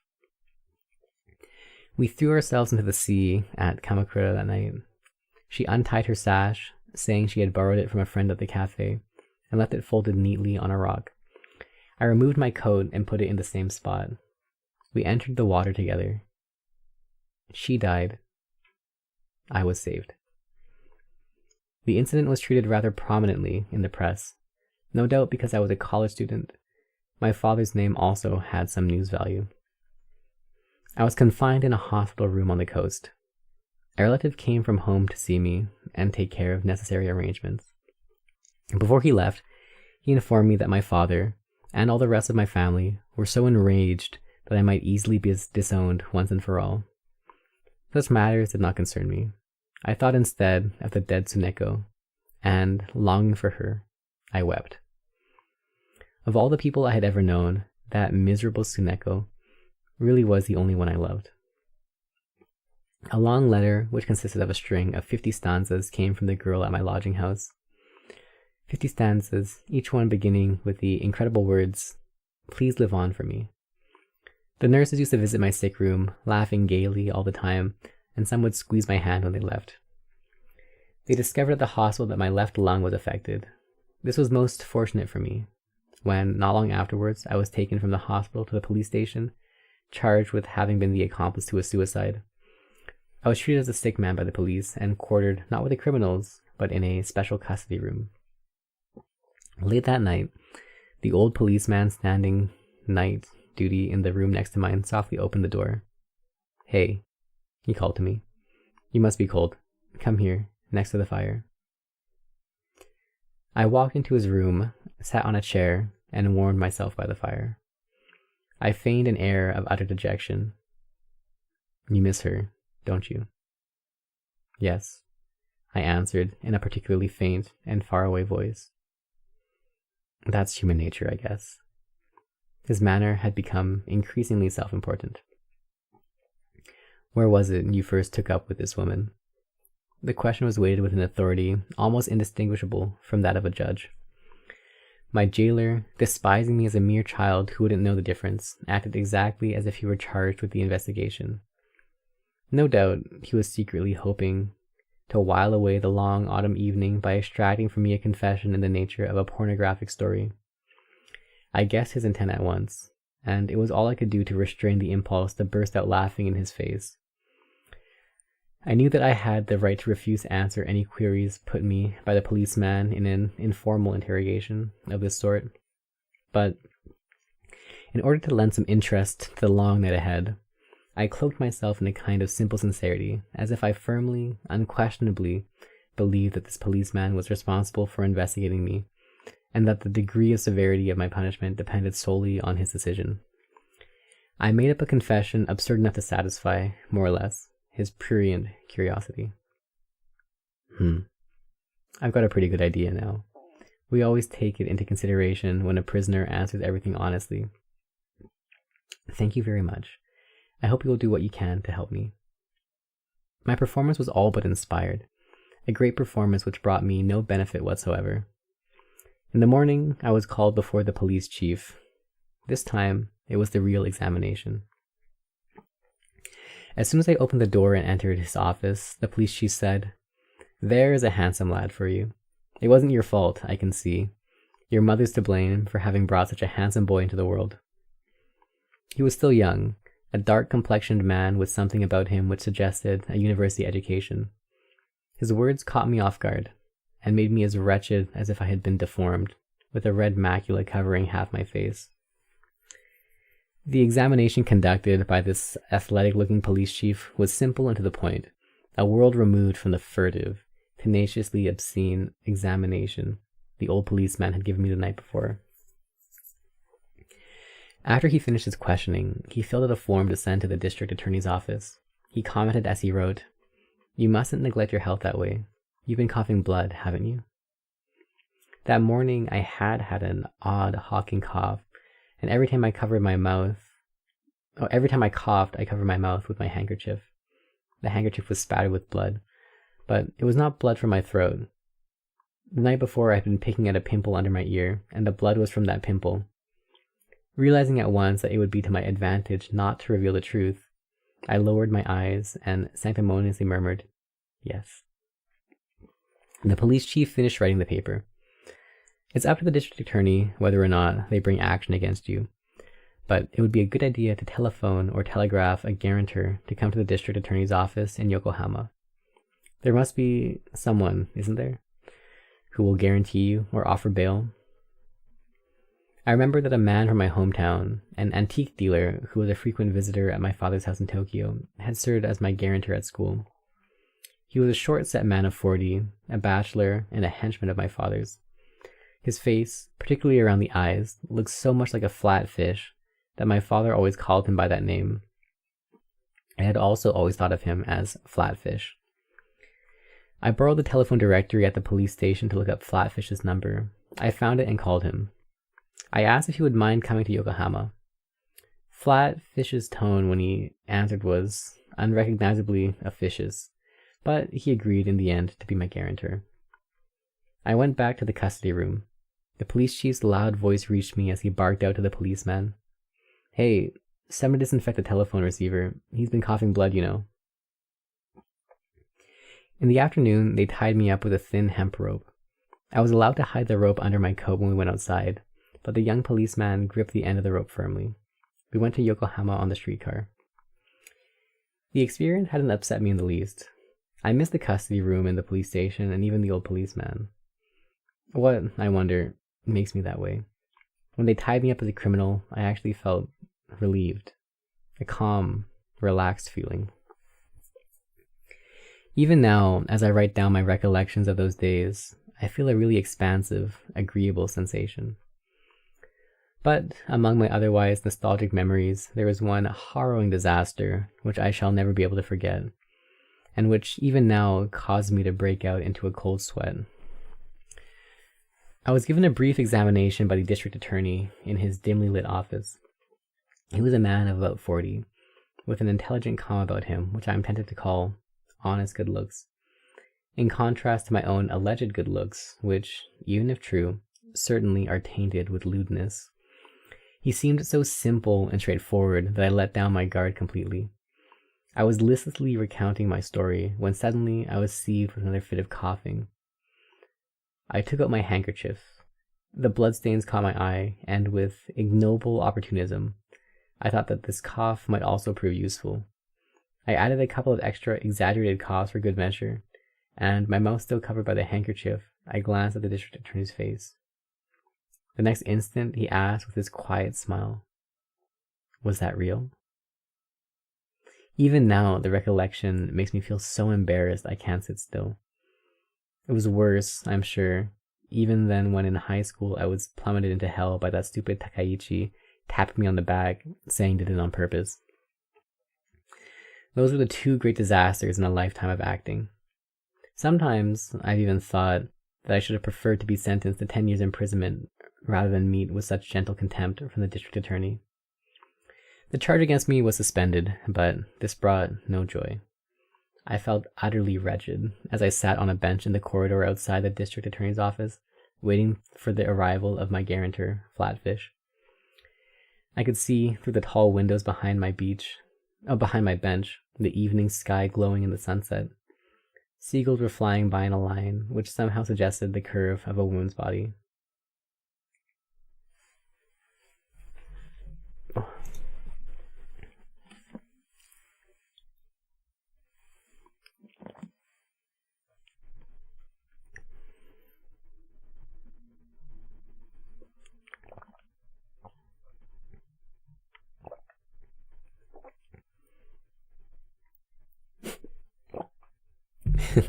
Procco feeling so called out. This is like depressingly relatable in a lot of ways, actually. I'm gonna take a quick break though before we go on to part 3.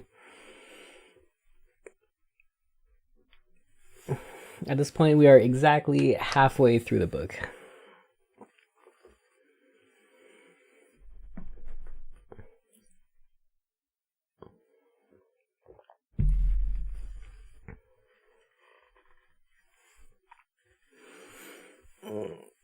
All right, let's continue. One of Takaichi's predictions came true. The other went astray. The inglorious prophecy that women would fall for me turned out just as he said. But the happy one, that I should certainly become a great artist, failed to materialize. I never managed to become anything more impressive than an unknown, second-rate cartoonist employed by the cheapest magazines. I was expelled from college on account of the incident at Kamakura, and I went to live in a tiny room on the second floor of Flatfish's house. I gathered that minute sums of money were remitted from home every month for my support, never directly to me, but secretly to Flatfish. They apparently were sent by my brothers without my father's knowledge. That was all. Every other connection with home was severed. Flatfish was invariably in a bad humor. Even if I smiled to make myself agreeable, he would never return the smile. The change in him was so extraordinary as to inspire me with thoughts of how contemptible, or rather, how comic, human beings are who can metamorphose themselves as simply and effortlessly as they turn over their hands. Flatfish seemed to be keeping an eye on me, as if I were very likely to commit suicide. He must have thought there was some danger. I might throw myself into the sea after the woman, and he sternly forbade me to leave the house. Unable to drink or to smoke, I spent my whole days, from the moment I got up until I went to bed, trapped in my cubicle of a room with nothing but old magazines to read. I was leading the life of a half-wit, and I had quite lost even the energy to think of suicide. Flatfish's house was near the Okubo Medical School. The signboard of his shop, which proclaimed, in bold letters, Garden of the Green Dragon, Art and Antiques, was the only impressive thing about the place. The shop itself was a long, narrow affair, the dusty interior of which contained nothing but shelf after shelf of useless junk. Needless to say, Flatfish did not depend for a living on the sale of this rubbish. He apparently made his money by performing such services as transferring possession of the secret property of one client to another to avoid taxes. Flatfish almost never waited in the shop. Usually, he set out early in the morning in a great hurry, his face set in a scowl, leading a boy of 17 to look after the shop in his absence. Whenever this boy had nothing better to do, he used to play cat in the street with the children of the neighborhood. He seemed to consider the parasite living on the second floor a simpleton, if not an outright lunatic. He used even to address me lectures in the manner of an older and wiser head. Never having been able to argue with anybody, I submissively listened to his words, a weary though admiring expression on my face. I seemed to recall having heard long ago from the people at home gossip to the effect that this clerk was an illegitimate son of Flatfish, though the two of them never addressed each other as father and son. There must have been some reason for this, and for Flatfish's having remained a bachelor, but I am congenitally unable to take much interest in other people, and I don't know anything beyond what I have stated. However, there was undoubtedly something strangely fish-like about the boy's eyes, leading me to wonder if the gossip might not be true. But if this were the case, this father and son led a remarkably cheerless existence. Sometimes, late at night, they would order noodles from a neighborhood shop, just for the two of them, without inviting me, and they ate in silence, not exchanging so much as a word. The boy almost always prepared the food in Flatfish's house, and 3 times a day he would carry on a separate tray meals for the parasite on the second floor. Flatfish and the boy ate their meals in the dank little room under the stairs so hurriedly that I could hear the clatter of plates. One evening, towards the end of March, Flatfish, had he enjoyed some unexpected financial success? Or did some other stratagem move him? Even supposing both these hypotheses were correct, I imagine there were a number of other reasons beside of so obscure a nature that my conjectures could never fathom them, invited me downstairs to a dinner graced by the rare presence of sake. The host himself was impressed by the unwonted delicacy of sliced tuna, and in his admiring delight, he expansively offered a little sake even to his listless hanger-on. He asked, "What do you plan to do in the future, I mean?" I did not answer, but picked up some dried sardines with my chopsticks from a plate on the table, and, while I examined the silvery eyes of the little fish, felt the faint flush of intoxication rise in me. I suddenly became nostalgic for the days when I used to go from bar to bar drinking, and even for horiki.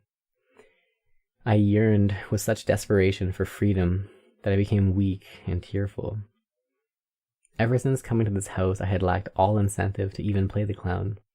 I had merely lain prostrate under the contemptuous glances of Flatfish and the boy. Flatfish himself seemed disinclined to indulge in long heart-to-heart talks, and for my part, no desire stirred within me to run after him with complaints. Flatfish pursued his discourse. As things stand, it appears that the suspended sentence passed against you will not count as a criminal record or anything of that sort. So, you see, your rehabilitation depends entirely on yourself. If you mend your ways and bring me your problems, seriously, I mean, I will certainly see what I can do to help you. Flatfish's manner of speech, no, not only his, but the manner of speech of everybody in the world, held strange, elusive complexities, intricately presented with overtones of vagueness. I've always been baffled by these precautions, so strict as to be useless, and by the intensely irritating little maneuvers surrounding them. In the end, I have felt past caring. I have laughed them away with my clowning, or surrendered to them abjectly with a silent nod of the head in the attitude of defeat. In later years, I came to realize that if Flatfish had, at the time, presented me with a simple statement of the facts, there would have been no untoward consequences. But as a result of his unnecessary precautions, or rather, of the incomprehensible vanity and love of appearances of the people of the world, I was subjected to a most dismal set of experiences. How much better things would have been if only Flatfish had said something like this. I'd like you to enter a school beginning in the April term. Your family has decided to send you a more adequate allowance once you have entered school. Only later did I learn that this, in fact, was the situation. If I had been told that, I should probably have done what Flatfish asked. But thanks to his intolerably prudent, circumlocucious manner of speech, I only felt irritable, and this caused the whole course of my life to be altered. If you do not feel like confiding your problems to me, I'm afraid there's nothing I can do for you. What kind of problems? I really had no idea what he was driving at. Isn't there something weighing on your heart? For example? For example, what do you want, or what do you yourself want to do now? Do you think I ought to get a job? No, don't ask me. Tell me what you would really like. But even supposing I said I wanted to go back to school... Yes, I know, it costs money, but the question is not the money, it's what you feel. Why, I wonder, couldn't he have mentioned the simple fact that the money would be forthcoming from home? That one fact would probably have settled my feelings, but I was left in a fog. How about it? Have you anything which might be described as aspirations for the future? I suppose one can expect people one helps to understand how difficult it is to help another person. I'm sorry. I'm really worried about you. I'm responsible for you now, and I don't like you to have such half-hearted feelings. I wish you would show me that you're resolved to make a real effort to turn over a new leaf. If, for example, you were to come to me to discuss seriously your plans for the future, I would certainly do what I could. But of course, you can't expect to leave your former life of luxury on the help that poor old Flatfish can give. Don't give yourself any illusions on that score. No. But if you are resolute in your determination to begin again, afresh, and you make definite plans for building your future, I think I might actually be willing to help you to rehabilitate yourself if you came to me for help. Though heavens know I haven't much to spare. Do you understand my feelings? What are your plans? If you won't let me stay here in your house, I'll work. Are you serious? Do you realize that nowadays even graduates of Tokyo Imperial University... No, I wasn't thinking of getting a job with a company. What then? I want to be a painter. I said this with conviction. What? I can never forget the indescribably crafty shadow that passed over Flatfish's face as he laughed at me, his neck drawn in. It resembled contempt, yet it was different. If the world, like the sea, had depths of 1,000 fathoms, this was the kind of weird shadow that might be found hovering here and there at the bottom. It was a laugh which enabled me to catch a glimpse of the very nadir of adult life. He said, "There's no point in discussing such a thing. Your feelings are still all up in the air. Think it over. Please devote this evening to think it over seriously." I ran up to the second floor as though driven, but even when I lay in bed, nothing of a particularly constructive nature occurred to me. The next morning at dawn, I ran away from Flatfish's house. I left behind a note, scrawled in pencil in big letters on my writing pad. I shall return tonight without fail. I am going to discuss my plans for the future with a friend who lives at the address below. Please don't worry about me. I'm telling the truth. I wrote Horiki's name and address and stole out of Flatfish's house. I did not run away because I was mortified at having been lectured by Flatfish. I was, exactly as Flatfish described, a man whose feelings were up in the air, and I had absolutely no idea about future plans or anything else.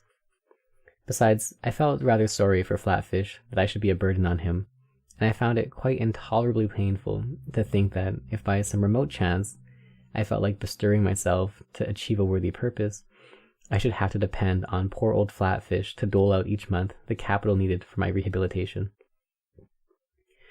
When I left Flatfish's house, however, I was certainly not seriously entertaining any idea of consulting the legs of Horiki about my future plans. I left the note hoping thereby to pacify Flatfish for a little while, if only for a split second. I didn't write the note so much out of a detective story stratagem to gain a little more time for my escape, though I must admit that the desire was at least faintly present, as to avoid causing Flatfish a sudden shock which would send him into a state of wild alarm and confusion. I think that might be a somewhat more accurate presentation of my motives. I knew that the facts were certain to be discovered, but I was afraid to state them as they were.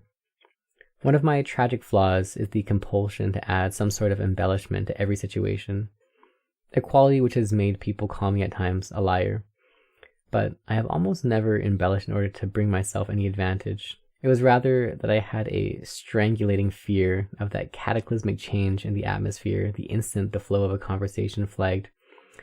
And even when I know it would later turn to my disadvantage, I frequently felt obliged to add, almost inadvertently, my word of embellishment out of a desire to please, born of my usual desperate mania for service.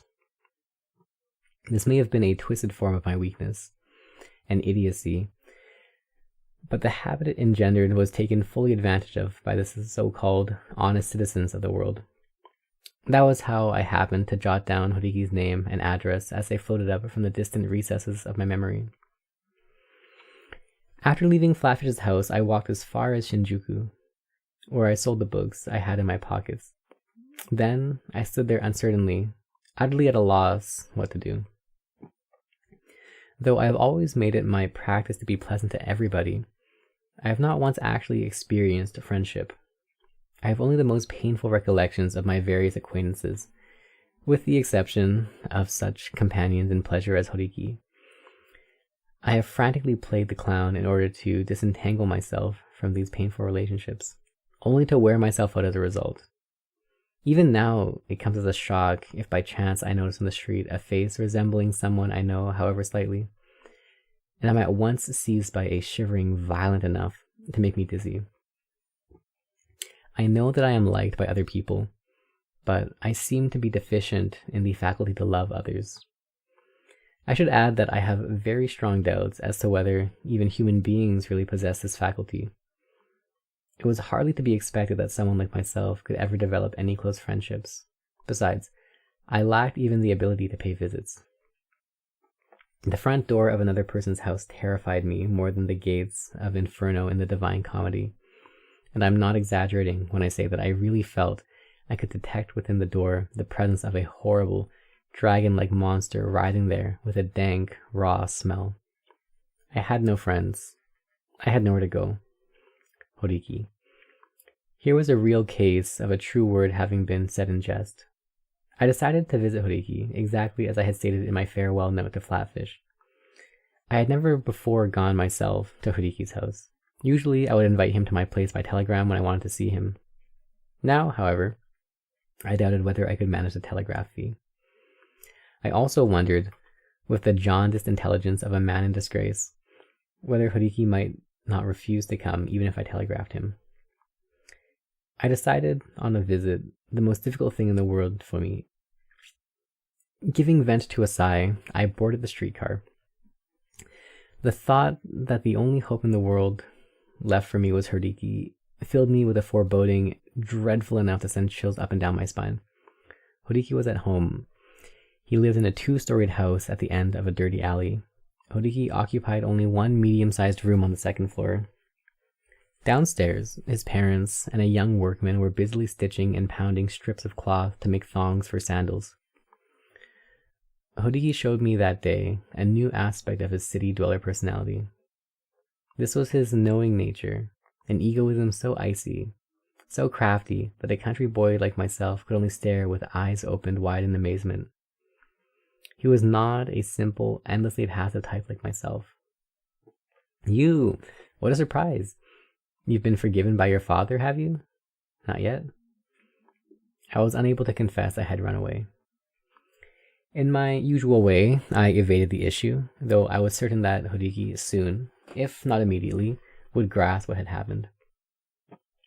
Things will take care of themselves in one way or another. Look here, it's no laughing matter. Let me give you a word of advice. Stop your foolishness here and now. I've got business today anyway. I'm awfully busy these days. Business? What kind of business? Hey, what are you doing there? Don't tear the thread off the cushion. While we were talking, I had unconsciously been fiddling with and twisting around my finger one of the tassel-like threads which protruded from the corners of the cushion on which I sat. Binding threads, I think they're called. Hodiki had assumed a jealous possessiveness about everything in this house, down to the last cushion thread, and he glared at me, seemingly quite unembarrassed by this attitude.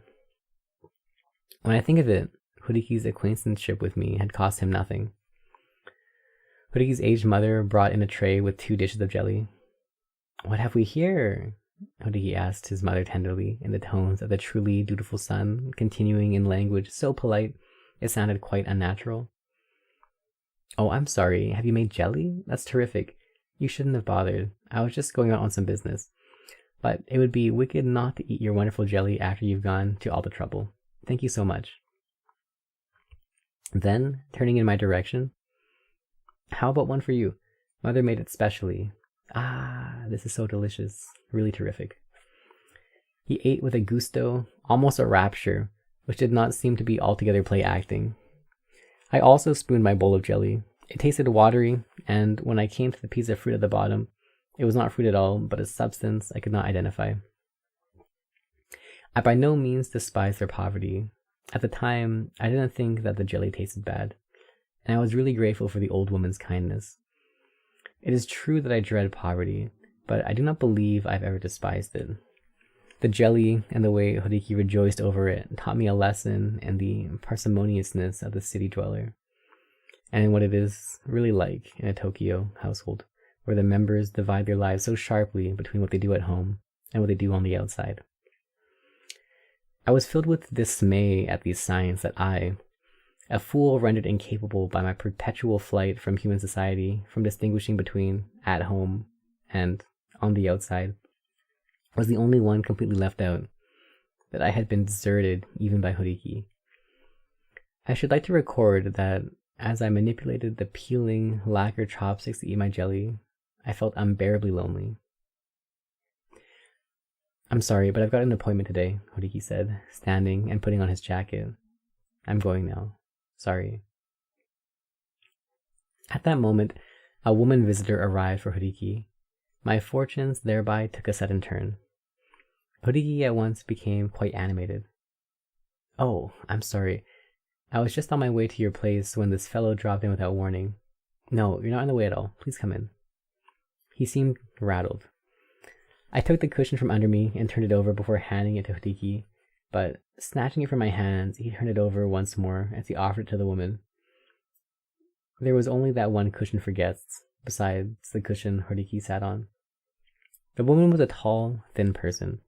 She declined the cushion and sat demurely in a corner by the door. I listened absent-mindedly to their conversation. The woman, evidently an employee of a magazine publisher, had commissioned an illustration from Hodiki, and had now come to collect it. We're in a terrible hurry, she explained. It's ready. It's been ready for some time. Here you are. A messenger arrived with a telegram. As Hodiki read it, I could see the good spirits on his face turn ugly. Damn it, what have you been up to? The telegram was from Flatfish. You go back at once. I ought to take you there myself, I suppose, but I haven't got the time now. Imagine, a runaway, and looking so smug. The woman asked, Where do you live? In Okubo, I answered without thinking. That's quite near my office. She was born in Koshu and was 28. She lived in an apartment in Koenji with her 5-year-old girl. She told me that her husband had died 3 years before. You look like somebody who's had an unhappy childhood. You're so sensitive. More's the pity for you. I led for the first time the life of a kept man. After Shizuko, that was the name of the lady journalist, went out to work in the morning at the magazine publishers, her daughter, Shigeko, and I obediently looked after the apartment. Shigeko had always been left to play in the superintendent's room while her mother was away, and now she seemed delighted that an interesting uncle had turned up as a new playmate. For about a week, I remained in a state of daze. Just outside the apartment window was a kite caught in the telegraph wires. Blown about and ripped by the dusty spring wind, it nevertheless clung tenaciously to the wires, as if an affirmation of something. Every time I looked at the kite, I had to smile with embarrassment and blush. It haunted me, even in dreams. I want some money. How much? She asked. A lot. Love flies out the window when poverty comes in the door, they say. And it's true. Don't be silly. Such a trite expression. Is it? But you don't understand. I may run away if things go on at this rate. Which of us is the poor one and which will run away? What a silly thing to say. I want to buy my drinks and cigarettes with my own money. I'm a lot better artist than Horiki. At such times, the self-portraits I painted in high school, the ones Takaichi called ghost pictures, naturally came to mind. My lost masterpieces, these, my only really worthwhile pictures, had disappeared during one of my frequent changes of address. I afterwards painted pictures of every description, but they all fell far, far short of those splendid works as I remembered them. I was plagued by a heavy sense of loss, as if my heart had become empty. The undrunk glass of absinthe. The sense of loss, which was doomed to remain eternally unmitigated, stealthily began to take shape. Whenever I spoke of painting, that undrunk glass of absinthe flickered before my eyes. I was agonized by the frustrating thought. If only I could show them those paintings, they would believe in my artistic talents. Do you really? You're adorable when you joke that way with a serious face. But it was no joke. It was true. I wished I could have shown her those pictures. I felt an empty chagrin which suddenly gave way to resignation. I added, Cartoons, I mean. I'm sure I'm better than Horiki at cartoons, if nothing else. These clownish words of deceit were taken more seriously than the truth. Yes, that's so. I've really been struck by those cartoons you're always drawing for Shigeko. I've burst out laughing over them myself.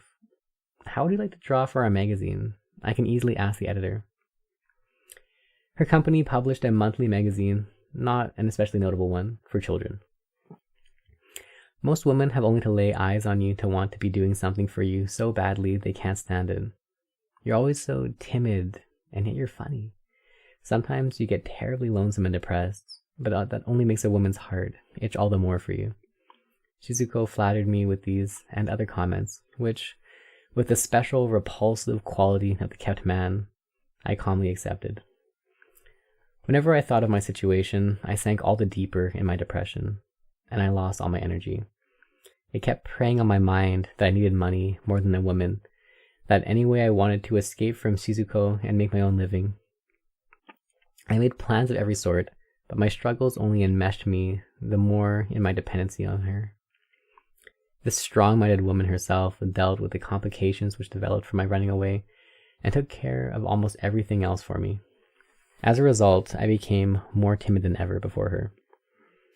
At Shizuko's suggestion, a conference took place, attended by Flatfish, Horiki, and herself, at which it was concluded that all relations between me and my family were to be broken, and I was to live with Shizuko as man and wife. Thanks also to Shizuko's efforts, my cartoons began to produce a surprising amount of money. I bought liquor and cigarettes as I had planned, with the proceeds, but my gloom and depression grew only the more intense. I had sunk to the bottom. Sometimes when I was drawing the adventures of Kinta and Oda, the monthly comic strip for Shizuko's magazine, I would suddenly think of home, and this made me feel so miserable that my pen would stop moving, and I looked down, through brimming tears. At such times, the only slight relief came from little Shigeko. By now, she was calling me Daddy with no show of hesitation. Daddy, is it true that God will grant you anything if you pray for it? I thought that I, for one, would like to make such a prayer. Oh, vouchsafe me unto me a will of ice. Acquaint me with the true natures of human beings. Is it not a sin for a man to push aside his fellow? Vouchsafe unto me a mask of anger. Yes, I'm sure he'll grant Shigeko anything she wants, but I don't suppose Daddy has a chance. I was frightened even by God. I could not believe in his love, only in his punishment. Faith. That, I felt, was the act of facing the tribunal of justice with one's head bowed to receive the scourge of God. I could believe in hell, but it was impossible for me to believe in the existence of heaven. Why haven't you a chance? Because I disobeyed what my father told me. Did you? But everybody says you're so nice. That's because I deceived them. I was aware that everybody in the apartment house was friendly to me, but it was extremely difficult for me to explain to Shigeko how much I feared them all, and how I was cursed by the unhappy peculiarity that the more I feared people, the more I was liked, and the more I was liked by them, the more I feared them. A process which eventually compelled me to run away from everybody. I casually changed the subject. Shigeko, what would you like from God? I would like my real daddy back. I felt dizzy with the shock. An enemy. Was I Shigeko's enemy, or was she mine? Here was another frightening grown-up who would intimidate me. A stranger. An incomprehensible stranger. A stranger full of secrets. Shigeko's face suddenly began to look that way. I had been deluding myself with the belief that Shigeko, at least, was safe. But she too was like the ox which suddenly lashes out with its tail to kill the horsefly on its flank. I knew that from then on I would have to be timid even before that little girl. Is the lady killer at home? Horiki had taken to visit me again at my place. I could not refuse him, even though this was the man who had made me so miserable the day I ran away. I welcomed him with a feeble smile. Your comic strips are getting quite a reputation, aren't they? There's no competing with amateurs. They're so foolhardy they don't know when to be afraid. But don't get overconfident. Your composition is still not worth a damn. He dared to act the part of the master to me. I felt my usual empty tremor of anguish at the thought. I can imagine the expression on his face if I showed him my ghost pictures. But I protested instead. Don't say such things. He'll make me cry. Horiki looked all the more elated with himself. If all you've got is just enough talent to get along, sooner or later you'll betray yourself. Just enough talent to get along. I really had to smile at that. Imagine saying that I had enough talent to get along.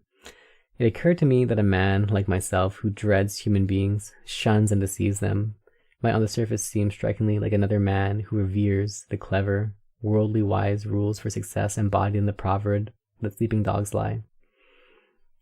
Is it not true that no two human beings understand anything whatsoever about each other? That those who consider themselves bosom friends may be utterly mistaken about their fellow, and, failing to realize this sad truth throughout a lifetime, weep when they read in the newspaper about his death? Horiki, I had to admit, participated in the settlement after my running away, though reluctantly, under pressure from Shizuko, and he was now behaving exactly like the great benefactor to whom I owed my rehabilitation, or like the go-between of a romance. The look on his face as he lectured me was grave. Sometimes he would barge in late at night, dead drunk, to sleep at my place, or stop by to borrow 5 yen, invariably 5 yen. You must stop your fooling around with women. You've gone far enough. Society won't stand for more. What, I wondered, did he mean by society? The plural of human beings? Where was the substance of this thing called society? I had spent my whole life thinking that society must certainly be something powerful, harsh, and severe, but to hear Horiki talk made the words, "Don't you mean yourself?" come to the tip of my tongue. But I held the words back, reluctant to anger him. Society won't stand for it. It's not society. You're the one who won't stand for it, right? If you do such a thing, society will make you suffer for it. It's not society, it's you, isn't it? Before you know it, you'll be ostracized by society. It's not society. You're going to do the ostracizing, aren't you? Words of every kind went flitting through my head. Know thy particular fearsomeness, thy knavery, cunning, and witchcraft. What I said, however, as I wiped the perspiration from my face with a handkerchief was merely, "You've put me in a cold sweat." I smiled. From then on, however, I came to hold, almost as a philosophical conviction, the belief, what is society but an individual? From the moment I suspected that society might be an individual, I was able to act more in accordance with my own inclinations. Shizuko found that I had become rather self-willed and not so timid as before. Horiki remarked that it was funny how stingy I had become. Or, as Shigeko had it, I had stopped being so nice to Shigeko. Without a word, without a trace of a smile, I spent one day after another looking after Shigeko and drawing comic strips. Some of them so idiotic I couldn't understand them myself, for the various firms which commissioned them. Orders had gradually started coming in from other publishers, all of an even lower class than Shizuko's company. Third-rate publishers, I suppose they'd be called. I drew with extremely, excessively depressed emotions, deliberately penning each line, only to earn money for drink. When Shizuko came home from work, I would dash out as if in relay with her, and head for the outdoor booths near the station to drink cheap, strong liquor. Somewhat buoyed after a bout, I would return to the apartment. I would say, "The more I look at you, the funnier your face seems. Do you know I get inspiration for my cartoons from looking at your face when you're asleep? What about your face when you sleep? You look like an old man, a man of 40. It's all your fault. You've drained me dry. Man's life is like a flowing river. What is there to fret over? On the riverbank, a willow tree." Hurry to bed and stop making such a racket. Would you like something to eat? She was quite calm. She did not take me seriously. If there's any liquor left, I'll drink it. Man's life is like a flowing river. The river flows the flowing life. I would go on singing as Shizuko took off my clothes. I fell asleep with my forehead pressed against her breast. This was my daily routine. Oh boy. Et puis on recommence encore le lendemain avec seulement les mêmes règles que la veille, et cuisse d'éviter les grandes joies barbares des mimes que les grandes douleurs. Comme un crapaud contourne une pierre sur son chemin. When I first read in translation these verses by Guy Charles Crow, I blushed until my face burned. The toad. That is what I was, a toad. It was not a question of whether or not society tolerated me, whether or not it ostracized me. I was an animal, lower than a dog, lower than a cat, a toad. I sluggishly moved. That's all. The quantities of liquor I consumed had gradually increased. I went drinking not only in the neighborhood of the Koenji station, but as far as the Ginza. Sometimes I spent the night out. At bars, I acted the part of a ruffian, kissed women indiscriminately, did anything as long as it was not in accord with accepted usage. Drank as wildly, more so, as before my attempted suicide, was so hard-pressed for money that I used to pawn Shizuko's clothes. A year had passed since I first came to her apartment and smiled bitterly at the torn kite. One day, along when the cherry trees were going to leaf, I stole some of Shizuko's underrobes and sashes and took them to a pawn shop. I used the money they gave me to go drinking on the Ginza. I spent 2 nights in a row away from home. By the evening of the 3rd day, I began to feel some compunctions about my behavior, and I returned to Shizuko's apartment. Unconsciously hushed my footsteps as I approached the door, and I could hear Shizuko talking with Shigeko. Why does he drink? It's not because he likes liquor. It's because he's too good, Do all good people drink? Not necessarily, but I'm sure Daddy will be surprised. Maybe he won't like it. Look, it's jumped out of the box. like the funny man in the comics he draws. Yes, isn't it? Shizuko's low voice sounded genuinely happy. I opened the door a crack and looked in. I saw a small white rabbit bounding around the room. The two of them were chasing it. They were happy, the two of them. I'd been a fool to come between them. I might destroy them both if I were not careful. A humble happiness. A good mother and child. God, I thought, if you listen to the prayers of people like myself, grant me happiness once. Only once in my whole lifetime will be enough. Hear my prayer. I felt like getting down on my knees to pray then and there. I shut the door softly, went to the Ginza, and did not return to the apartment. My next spell as a kept man was in an apartment over a bar close by the Kyobashi station. Society. I felt as though even I were beginning at last to acquire some vague notion of what it meant. It is the struggle between one individual and another. A then and there struggle in which the immediate triumph is everything. Human beings never submit to human beings. Even slaves practice their mean retaliations. Human beings cannot conceive of any means of survival except in terms of a single then and there contest. They speak of duty to one's country and such like things, but the object of their efforts is invariably the individual. And even once the individual's needs have been met, again, the individual comes in. The incomprehensibility of society is the incomprehensibility of the individual. The ocean is not society. It is individuals. This is how I managed to gain a modicum of freedom from my terror at the illusion of the ocean called the world. I learned to behave rather aggressively, without the endless, anxious worrying I knew before, responding, as it were, to the needs of the moment. When I left the apartment in Koenji, I told the madam of the bar in Kyobashi, "I've left her and come to you." That was all I said, and it was enough. In other words, my single then and there contest had been decided, and from that night, I lodged myself without ceremony on the second floor of her place. Society, which by all rights should have been implacable, inflicted not a particle of harm on me, and I offered no explanations.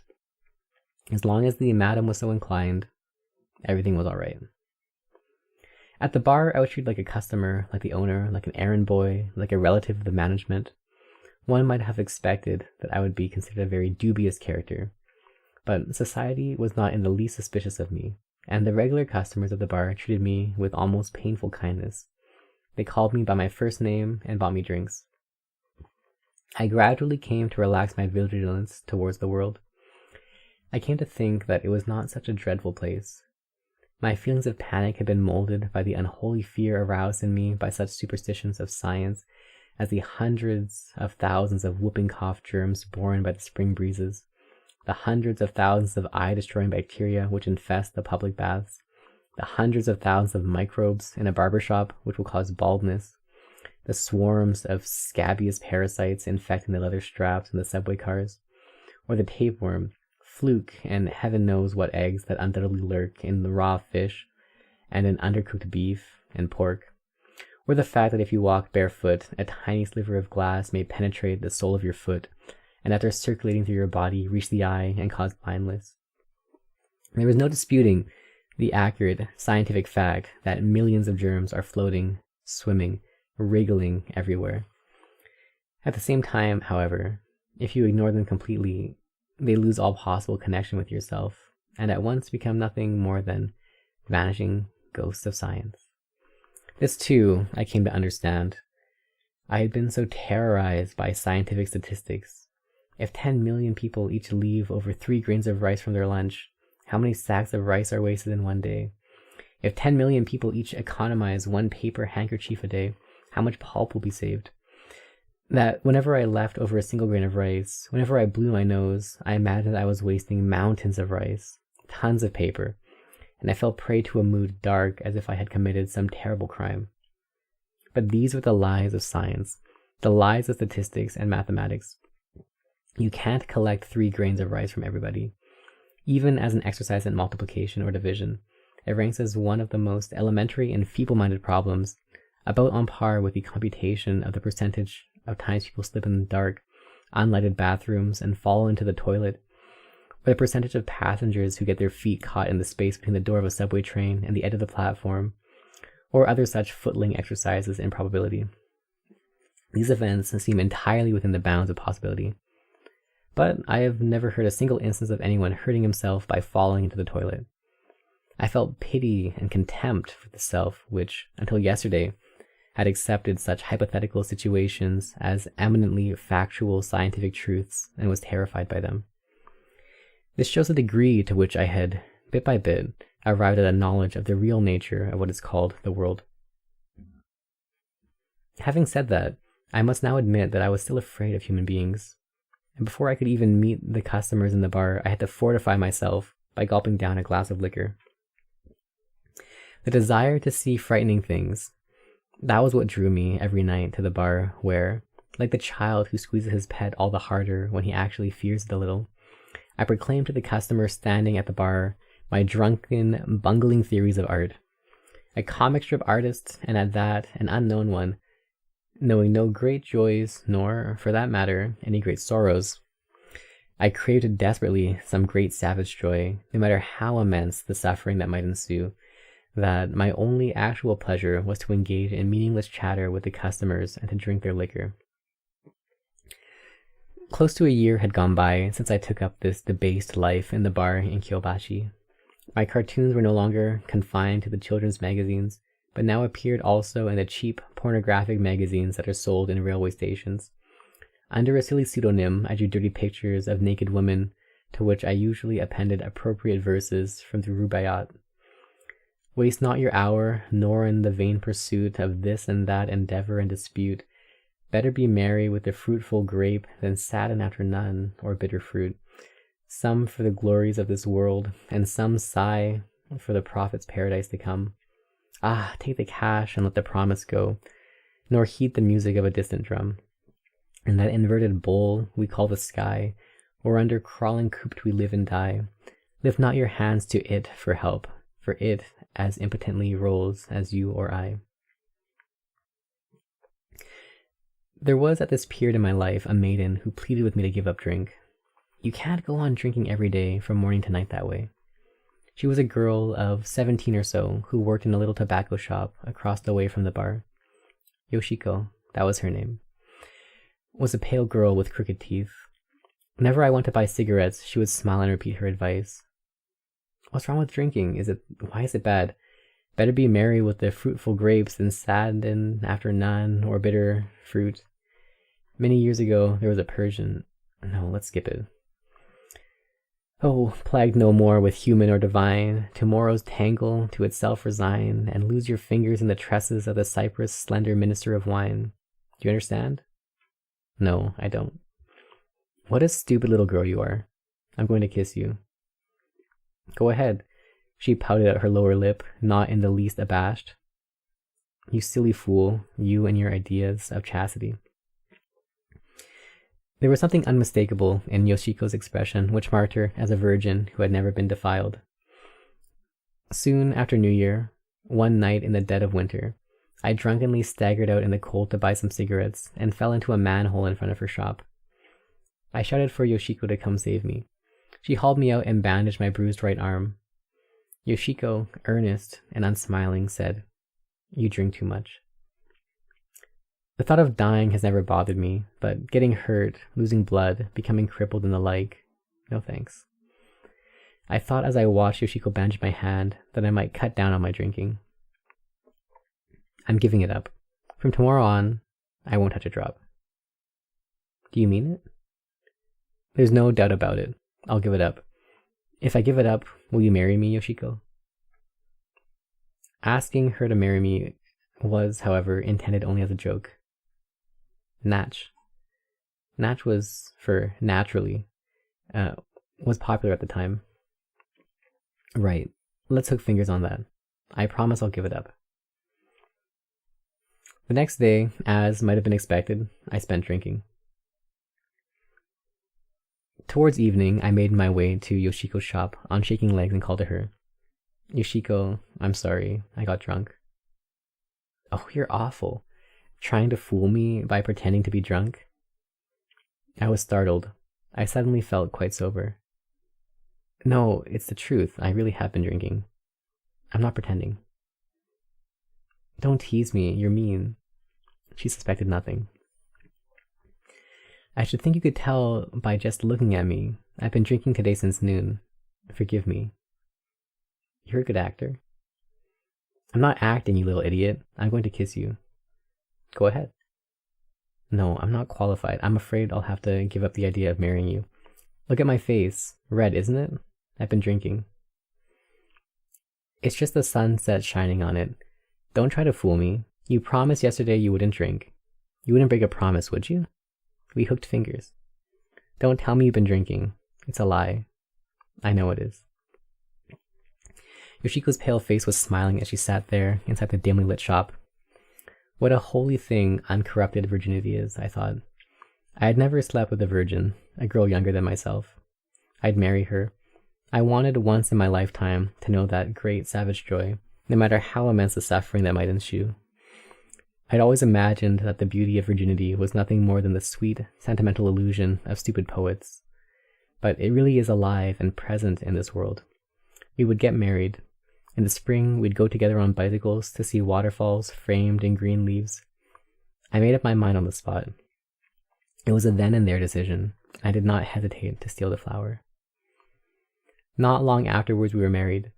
The joy I obtained as a result of this action was not necessarily great or savage, but the suffering which ensued was staggering, so far surpassing what I had imagined that even describing it as horrendous would not quite cover it.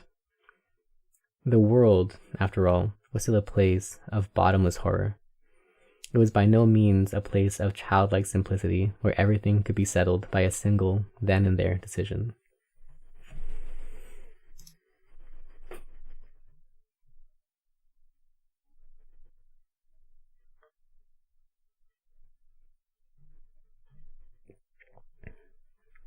Ugh, quick break time. Start from chapter 1? We did start from chapter 1. There are about 30 pages left in the book. We're almost done. The final part.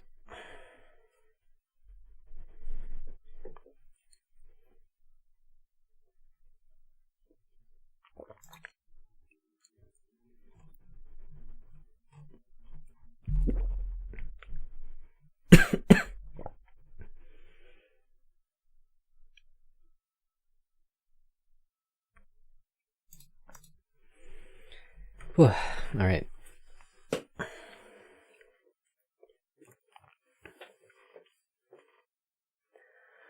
Horiki and myself, despising each other as we did, we were constantly together, thereby degrading ourselves.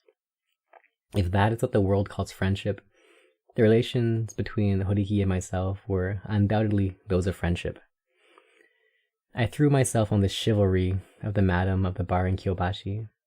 It's strange use of the word to speak of a woman's chivalry, but in my experience, at least in the cities, the woman possessed a greater abundance of what might be termed chivalry than the men. Most men concerned themselves, all fear and trembling, only with appearances, and were stingy to boot. She enabled me to marry Yoshiko, and to rent a room on the ground floor of an apartment building near the Sumida River, which we made our home. I gave up drink and devoted my energies to drawing cartoons. After dinner, we would go out together to see a movie, and on the way back, we would stop at a milk bar or buy pots of flowers. But more than any of these things, it gave me pleasure just to listen to the words or watch the movements of my little bride, who trusted in me with all her heart. Then, just when I had begun to entertain faintly in my breast the sweet notion that perhaps there was a chance I might turn one of these days into a human being and be spared the necessity of a horrible death, Horiki showed up again. He hailed me. "How's the great lover? Why, what's this? Do I detect a note of caution in your face? You, of all people? I've come today as a messenger from the Lady of Koenji." He lowered his voice and thrust his jaw in the direction of Yoshiko, He was preparing tea in the kitchen, as much as to ask whether it was alright to continue. I answered nonchalantly, "It doesn't matter. You can say anything before her." As a matter of fact, Yoshiko was what I should like to call a genius at trusting people. She suspected nothing of my relations with the madam of the bar in Kyobashi, and even after I told her all about the incident which occurred at Kamakura, she was equally unsuspicious of my relations with Tsuneko. It was not because I was an accomplished liar. At times I spoke quite bluntly, but Yoshiko seemed to take everything I said as a joke. "You seem to be as cocksure of yourself as ever. Anyway, it's nothing important. She asked me to tell you to visit her once in a while." Just when I was beginning to forget, that bird of ill omen came flapping my way, to rip open with its beak the wounds of memory. All at once, shame over the past and the recollection of sin unfolded themselves before my eyes, and seized by a terror so great that it made me want to shriek. I could not sit still a moment longer. "How about a drink?" I asked. "Suits me," said Horiki. Horiki and myself. Though outwardly he appeared to be a human being like the rest, I sometimes felt he was exactly like myself. Of course, that was only after we had been making the round of the bars, drinking cheap liquor here and there. When the two of us met face to face, it was as if we immediately metamorphosed into dogs of the same shape and pelt, and we bounded out through the streets covered with fallen snow. That was how we happened to warm over, as it were, the embers of our old friendship. We went together to the bar in Kyobashi, and eventually we two soused dogs visited Shizuko's apartment in Koenji, where I sometimes spent the night. I shall never forget. It was a sticky, hot summer's night. Horiki had come to my apartment about dusk, wearing a tattered summer kimono. He told me that an emergency had come up, and he had been obliged to pawn his summer suit. He asked me to lend him some money because he was anxious to redeem the suit before his aged mother found out. The matter apparently concerned him genuinely. As ill luck would have it, I hadn't any money at my place. As usual, I sent Yoshiko out to the pawn shop with some of her clothes. I lent Horiki what he needed from the money she received, but there was still a little left over, and I asked Yoshiko to buy some gin with it. We went up on the roof of the apartment house, where we celebrated the evening, cool, with a dismal little party. Faint, miasmic gusts of wind blew in from the river every now and then. We began a guessing game of tragic and comic nouns. This game, which I myself had invented, was based on the proposition that just as nouns could be divided into masculine, feminine, and neuter, there was a distinction between tragic and comic nouns. For example, the system decreed that steamship and steam engine were both tragic nouns, while streetcar and bus were comic. The person who failed to see why this was true were obviously unqualified to discuss art, and a playwright who included even a single tragic noun in a comedy showed himself a failure, if for no other reason. The same held equally true of comic nouns in tragedies. I began the questioning. "Are you ready? What is tobacco?" "Tragic," Horiki answered promptly. "What about medicine?" "Powder or pills?" "Injection." "Tragic." "I wonder. Don't forget, there are hormone injections too." "No, but there's no question. But it's tragic. First of all, there's a needle. What could be more tragic than a needle?" "You win. But medicines and doctors are, surprisingly enough, comic." "What about death?" "Comic. And that goes for Christian ministers and Buddhist priests too." "Bravo! Then life must be tragic?" "Wrong. It's comic too." "In that case, everything becomes comic. Here's one more for you. What about cartoonist? You couldn't possibly call a comic noun, could you?" "Tragic. An extremely tragic noun." "What do you mean? Extremely tragic is a good description of you." Any game which can drop to the level of such abysmal jokes is despicable, but we were very proud of what we considered to be an extremely witty diversion, never before known in the salons of the world. I invented one other game of a similar character, a guessing game of antonyms. The antonym of black is white, but the antonym of white is red. The antonym of red is black. I ask now, what is the antonym of flower? Horiki frowned and thought. Let me see. There used to be a restaurant called the Flower Moon. It must be moon. That's not an antonym, it's more of a synonym. Aren't star and garter synonymous? It's not an antonym. I've got it. It's bee. Bee? Aren't there bees? Or is it ants and peonies? What are you trying to do? No bluffing now. I know. Clustering clouds that cover the flowers. You must be thinking of clouds that cover the moon. That's right. Wind that destroys the blossoms. It's the wind. The antonym of flower is wind. Pretty poor. Sounds like a line out of a popular song. You betray your origins. Well, then how about something more recondite? Say, a mandolin? Still no good. The antonym of flower, you're supposed to name the thing in the world which is least like a flower. That's what I'm trying to do. Wait, how about this? A woman? Then what's a synonym for woman? Entrails. You're not very poetic, are you? Well then, what's the antonym for entrails? Milk. That's pretty good. One more in that vein. Shame. What's the antonym of shame? Shameless? A popular cartoonist I could name. How about Masao Horiki? By the time we reached this point, we had gradually become incapable of laughter, and we were beginning to experience a particular oppressiveness, as if one's head were stuffed with broken glass that comes from getting drunk on gin. Don't be cheeky now. I, for one, have never been tied up like a common criminal the way you have. I was taken aback. Horiki at heart did not treat me like a full human being. He could only consider me as the living corpse of a would-be suicide, a person dead to shame, an idiot ghost. His friendship had no other purpose but to utilize me in whichever way would most further his own pleasures. This thought naturally did not make me very happy, but I realized after a moment that it was entirely to be expected that Horiki should take this view of me. That from long ago, even as a child, I seemed to lack the qualifications of a human being, and that, for all I knew, contempt, even from Horiki, might be entirely merited. I said, feigning tranquility, crime. What's the antonym of crime? This is a hard one. The law, of course, Horiki answered flatly. I looked at his face again, caught in the flashing red light of a neon sign on a nearby building. Horiki's face had the somber dignity of the relentless prosecutor. I felt shaken to the core. Crime belongs in a different category. Imagine saying that the law was the antonym of crime. But perhaps everybody in society can go on living in self-satisfaction thanks to just such simple concepts. They think that crime hatches where there are no policemen.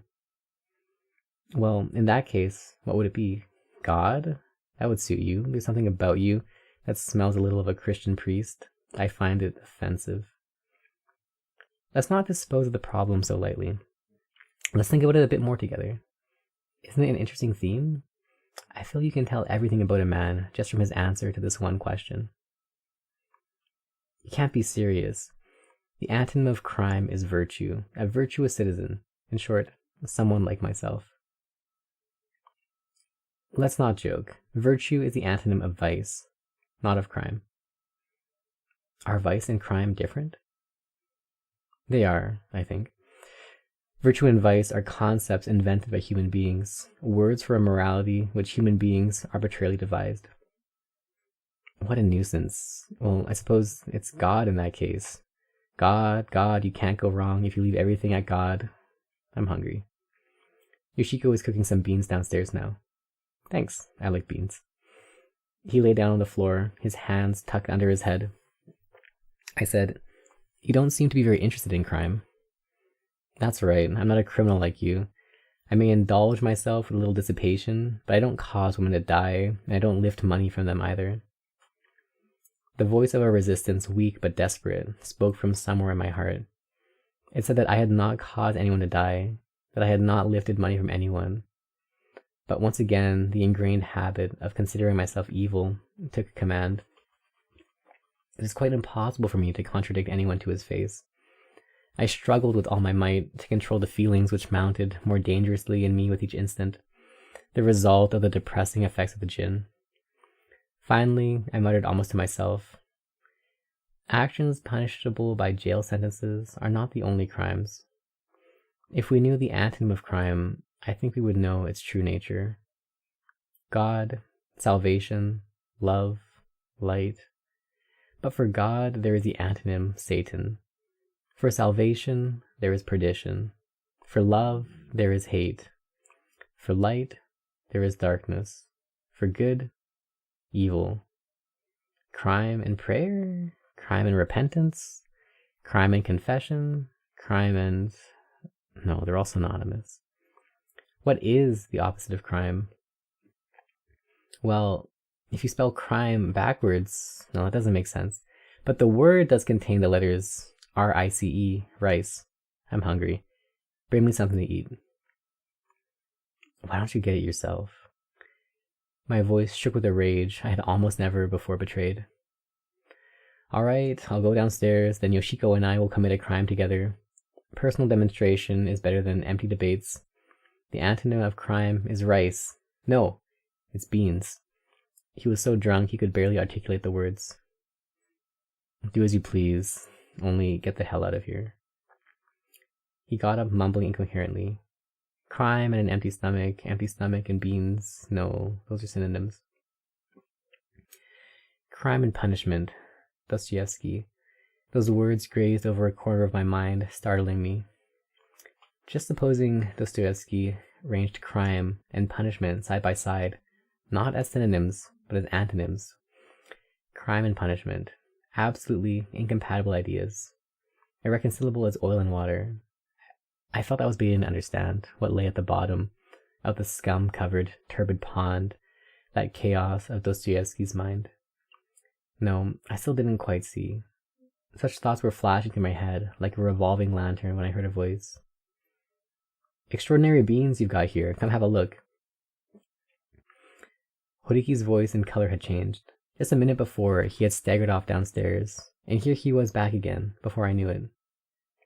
What is it? A strange excitement ran through me. The two of us went down from the floor to the from the roof to the second floor, and we were halfway down the stairs to my room on the ground floor when Horiki stopped me and whispered, "Look." He pointed. A small window opened over my room, through which I could see the interior. The light was lit, and two animals were visible. My eyes swam, but I murmured to myself through my violent breathing, "This is just another aspect of the behavior of human beings. There's nothing to be surprised at." I stood petrified on the staircase, not even thinking to help Yoshiko. Horiki noisily cleared his throat. I ran back up to the roof to escape and collapsed there. The feelings which assailed me as I looked up at the summer night sky, heavy with rain, were not of fury or hatred, nor even sadness. They were of overpowering fear, not the terror the sight of ghosts in a graveyard might arise, but rather a fierce, ancestral dread that could not be expressed in 4 or 5 words. Something perhaps like encountering in the sacred grove of a Shinto shrine the white-clothed body of the god. My hair turned prematurely gray from that night. I had now lost all confidence in myself, doubted all men immeasurably, and abandoned all hope for the things of this world, all joy, all sympathy, eternally. This was truly the decisive incident of my life. I had been split through the forehead between the eyebrows, a wound that was to throb with pain whenever I came in contact with a human being. I sympathize, but I hope it's taught you a lesson. I won't be coming back. This place is a perfect hell. But you should forgive Yoshiko. After all, you're not much of a prize yourself. So long. Horiki was not stupid enough to linger in an embarrassing situation. I got up and poured myself a glass of gin. I wept bitterly, crying aloud. I could have wept on and on interminably. Without my realizing it, Yoshiko was standing haplessly behind me, bearing a platter with a mountain of beans on it. He told me he wouldn't do anything. It's alright. Don't say anything. You didn't know enough to distrust others. Sit down. Let's eat the beans. We sat down side by side and ate the beans. Is trustfulness a sin, I wonder?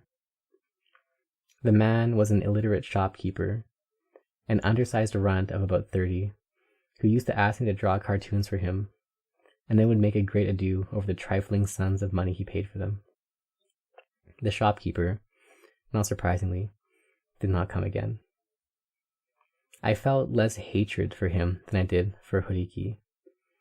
Why, when he first discovered them together, had he not cleared his throat then, instead of returning to the roof to inform me?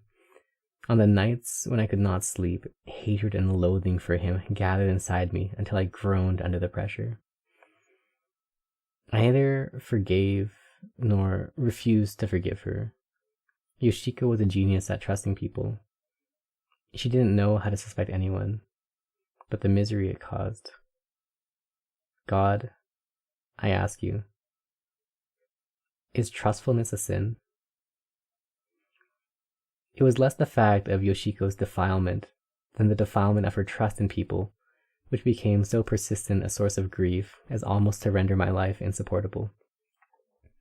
For someone like myself, in whom the ability to trust others is so cracked and broken that I am wretchedly timid and am forever trying to read the expression on people's faces, Yoshiko's immaculate trustfulness seemed clean and pure, like a waterfall among green leaves. One night sufficed to turn the waters of this pure cascade yellow and muddy. Yoshiko began from that night to fret over my every smile or frown. She would jump when I called her, and seemed at a loss which way to turn.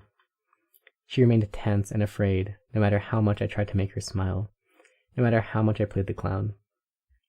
She began to address me with an excessive profusion of honorifics.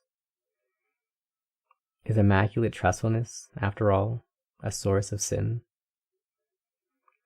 I looked up various novels in which married women were violated. I tried reading them, but I could not find a single instance of a woman violated in so lamentable a manner as Yoshiko. Her story, obviously, could never be made into a novel. I might have actually felt better, if anything, in the least resembling love existed between that runt of a shopkeeper and Yoshiko. But one summer night, Yoshiko was trusting, and that was all there was to it. And on account of that incident, I was cleft between the eyebrows. My voice became hoarse, my hair turned prematurely gray, and Yoshiko was condemned to a life of anxiety. In most of the novels I read, emphasis was placed on whether or not the husband forgave the wife's act. It seemed to me, however, that any husband who still retains the right to forgive or not forgive is a lucky man. If he thinks that he can't possibly forgive his wife, he ought, instead of making such a great fuss, to get divorced as quickly as possible and find a new wife. If he can't do that, he should forgive and show forbearance. In either case, the matter can be completely settled in whichever way the husband's feelings dictate. In other words, even though such an incident certainly comes as a great shock to the husband, it is a shock and not an endless series of waves which lash back at him over and over again. It seemed to me a problem which could be disposed of by the wrath of any husband with authority. But in our case, the husband was without authority. And when I thought things over, I came to feel that everything was my fault. Far from becoming enraged, I could not utter a word of complaint. It was on account of that rare virtue she possessed that my wife was violated, a virtue I had long prized, the unbearable, pitiful one called immaculate trustfulness. Is immaculate trustfulness a sin?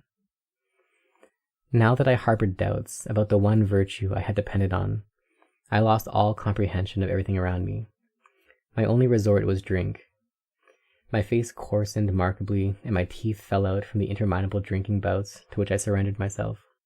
The cartoons I drew now verged on pornographic. No, I'll come out with it plainly.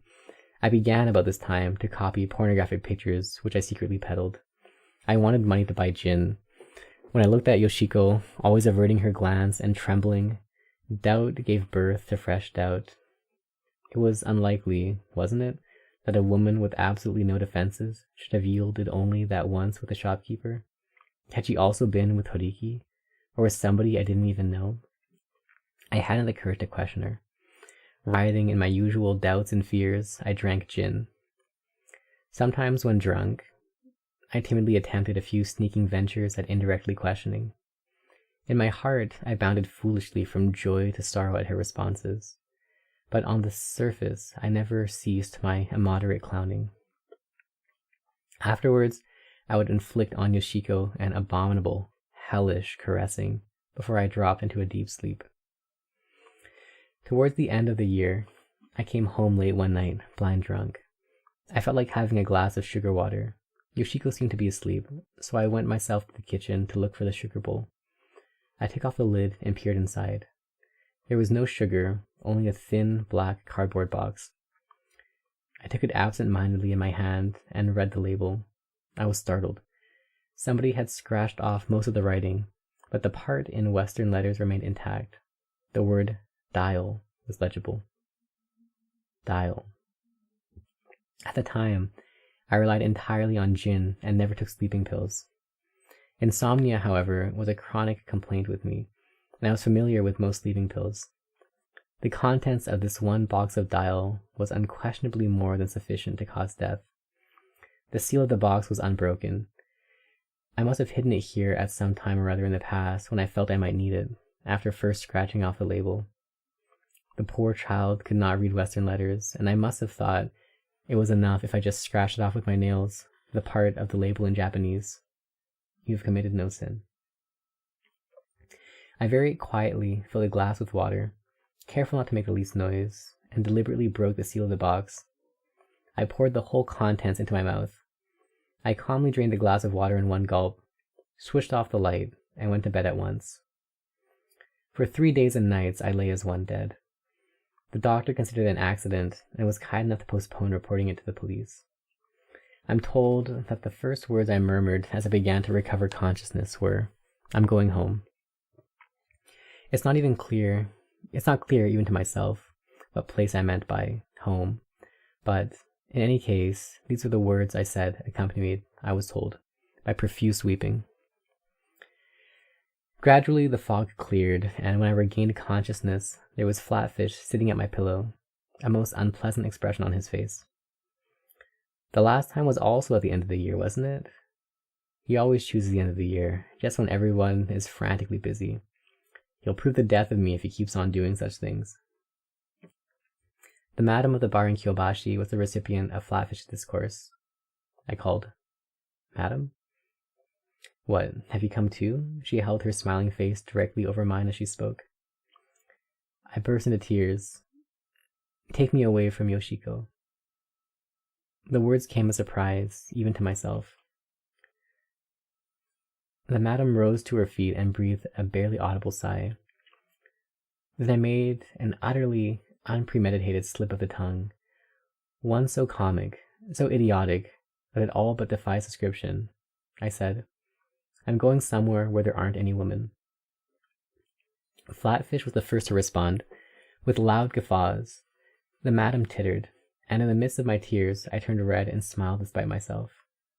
"An excellent idea," said Flatfish, still continuing his inane laughter. "You really ought to go to a place with no women. Everything goes wrong as soon as women are around you. Yes, a place without women is a fine suggestion." A place without women. And the worst of it was that my delirious ravings were later to be realized in a most ghastly way. Yoshiko seemed to have got the idea that I had swallowed the overdose of sleeping pills by the way of atonement for her sin, and this made her all the more uncertain before me. She never smiled, and she looked as if she could be hardly persuaded to open her mouth. I found the apartment so oppressive that I would end by going out as usual to swill cheap liquor. After the dial incident, however, I lost weight noticeably. My arms and legs felt heavy, and I often was too lazy to draw cartoons. Flatfish had left some money when he came to visit me. He said, "It's a little gift from me," and offered it exactly as if it were his own money, though I gathered that it actually came from my brothers as usual. This time, unlike when I ran away from Flatfish's house, I was able to get a vague glimpse through his theatrical airs of importance. I too was clever and pretending to be completely unaware of what was going on. Humbly offered Flatfish my thanks for the money. It nevertheless gave me a strange feeling, as if at the same time I could and could not understand why people like Flatfish resorted to such complicated tricks. I did not hesitate to use the money to go by myself to the hot springs of Southern Izu. However, I'm not the kind to make a leisurely tour of hot springs, and at the thought of Yoshiko, I became so infinitely forlorn as to destroy completely the peaceful frame of mind which would have permitted me to gaze from my hotel window at the mountains. I did not change into sports clothes. I didn't even take the waters. Instead, I would rush out into the filthy little bars that looked like souvenir stands and drink gin until I fairly swam in it. I returned to Tokyo only sicklier for the trip. The night I returned to Tokyo, the snow was falling heavily. I drunkenly wandered along the rows of saloons behind the Ginza, singing to myself over and over again, so softly it was only a whisper. From here it's hundreds of miles to home. From here it's hundreds of miles to home. I walked along, kicking with the point of my shoes the snow which was accumulating. Suddenly I vomited. This was the first time I had brought up blood. It formed a big, rising sun flag in the snow. I squatted there for a while. Then, with both hands, I scooped up snow from places which were still clean and washed my face. I wept. Where does this little path go? Where does this little path go? I could hear indistinctly from the distance, like an auditory hallucination, the voice of a little girl singing. Unhappiness. There were all kinds of unhappy people in this world. I suppose it would be no exaggeration to say that the world is it is composed entirely of unhappy people. But those people can fight their unhappiness with society fairly and squarely, and society, for its part, easily understands and sympathizes with such struggles. My unhappiness stemmed entirely from my own vices, and I had no way of fighting anybody. If I had ever attempted to voice anything in the nature of a protest, even a single mumbled word, the whole society, and not only Flatfish, would undoubtedly have cried out flabbergasted. Imagine the audacity of him talking like that. Am I what they call an egoist? Or am I the opposite, a man of excessively weak spirit? I really don't know myself. But since I seem in either case to be a mass of vices, I drop steadily, inevitably, into unhappiness, and I have no specific plan to stave off my descent. I got up from the snowbank with the thought, I ought to get the proper kind of medicine without delay. I went to a pharmacy nearby. The proprietress and I exchanged looks as I entered. For that instant her eyes popped and she held her head lifted as if caught in the light of a flashbulb. She stood ramrod stiff, but in her wide open eyes there was no trace of alarm or dislike. Her look spoke of longing, almost of the seeking for salvation. I thought, she must be unhappy too. Unhappy people are sensitive to the unhappiness of others. Not until then did I happen to notice that she stood with difficulty, supporting herself on crutches. I suppressed a desire to run up beside her, but I could not take my eyes away from her face. I felt tears starting, and saw then the tears brimming from her big eyes. That was all. Without saying a word, I went out of the pharmacy and staggered back to my apartment. I asked Yoshiko to prepare a salt solution. I drank it. I went to sleep without telling her anything. The whole of the following day I spent in bed, giving as excuse a lie to the effect that I felt a cold coming on. At night, my agitation over the blood I had secretly coughed became too much for me, and I got out of bed. I went to the pharmacy again. This time, I confessed with a smile to the woman what my physical condition was. In humble tones, I asked her advice. You'll have to give up drinking. We were like blood relatives. I may have alcohol poisoning. I still want to drink. You mustn't. My husband used to soak himself in liquor. In spite of his TB, he claimed that he killed the germs with liquor. That's how he shortened his life. I feel so on edge, I can't stand it. I'm afraid I'm no good for anything. I'll give you some medicine, but please cut out the drinking at least. She was a widow with an only son. The boy had been attending a medical school somewhere in the provinces, but was now on leave of absence from school with the same illness that killed his father. Her father-in-law lay abed in the house with palsy. She herself had been unable to move one side of her body since she was 5, when she had infantile paralysis. Hobbling here and there in the shop on her crutches, she selected various medicines from the different shelves and explained what they were. This is a medicine to build your blood. This is a serum for vitamin injections. Here is the hypodermic needle. These are calcium pills. This is diastase to keep you from getting an upset stomach. Her voice was full of tenderness as she explained each of the half-dozen medicines. The affection of this unhappy woman was, however, to prove too intense. At last she said, "This is a medicine to be used when you need a drink so badly you can't stand it." She quickly wrapped the little box. It was morphine. She said that it was no more harmful than liquor, and I believed her. For one thing, I was just at the stage where I had come to feel the squalor of drunkenness, and I was overjoyed to be able to escape after such a long bondage to the level called alcohol. Without a flicker of hesitation, I injected the morphine into my arm. My insecurity, fretfulness, and timidity were swept away completely. I turned into an expansively optimistic and fluent talker. The injections made me forget how weak my body was, and I applied myself energetically to my cartoons. Sometimes I would burst out laughing even while I was drawing. I had intended to take 1 shot a day, but it became 2, then 3. When it reached 4, I could no longer work unless I had my shots. All I needed was the woman at the pharmacy to admonish me, saying how dreadful it would be if I became an addict, for me to feel that I had already become a fairly committed addict, or fairly confirmed addict. I'm very susceptible to other people's suggestions. When people say to me, "You really shouldn't spend this money, but I suppose you will anyway," I have the strange illusion that I would be going against expectations and somehow doing wrong unless I spent it.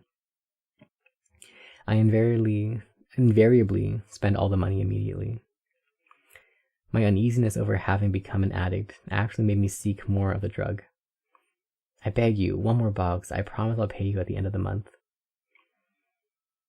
You can pay the bill any old time as far as I'm concerned, but the police are very troublesome, you know. Something impure, dark, reeking of the shady character always hovers about me.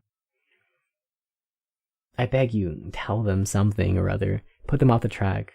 I'll give you a kiss." She blushed. I pursued the theme. "I can't do any work unless I have the medicine. It's kind of an energy builder for me." "How about hormone injections?" "Don't be silly. It's liquor or that medicine, one or the other. If I haven't got it, I can't work." "You mustn't drink." "That's right. I haven't touched a drop of liquor since I began with that medicine. I'm in fine physical shape, thanks to you. I don't intend to go on drawing stupid cartoons forever, you know. Now that I've stopped drinking and I've straightened myself out, I'm going to study. I'm sure I can become a great painter. I'll show you. If only I can get over this critical period.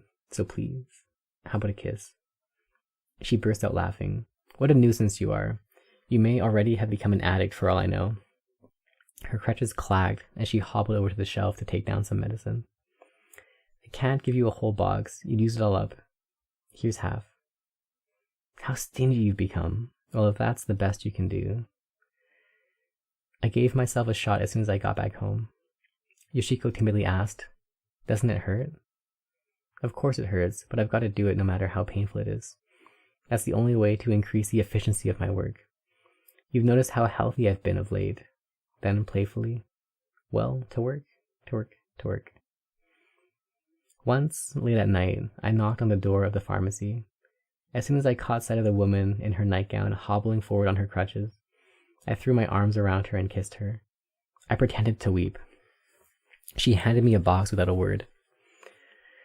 By the time I had come to realize acutely that drugs were as abominable, as foul, no, fouler, than gin, I had already become an out-and-out addict.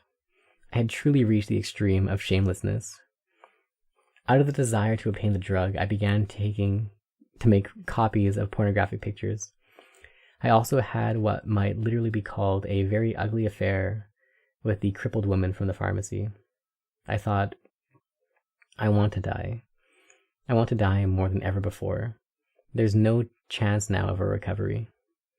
No matter what sort of thing I do, no matter what I do, it's sure to be a failure.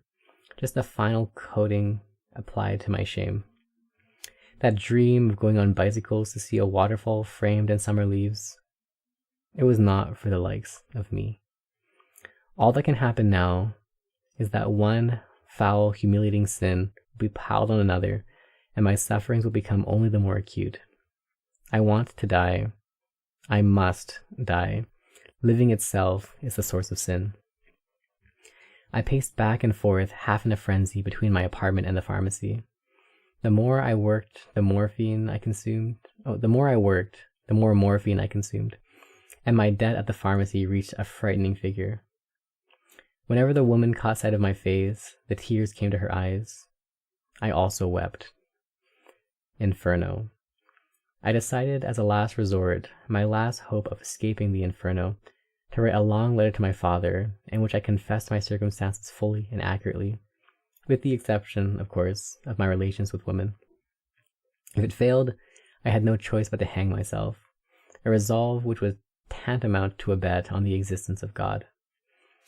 The result was to make everything only the worse. The answer, for which I waited day and night, never came, and my anxiety and dread caused me to increase still further the dosage of the drug. I made up my mind one day to give myself 10 shots that night and throw myself into the river.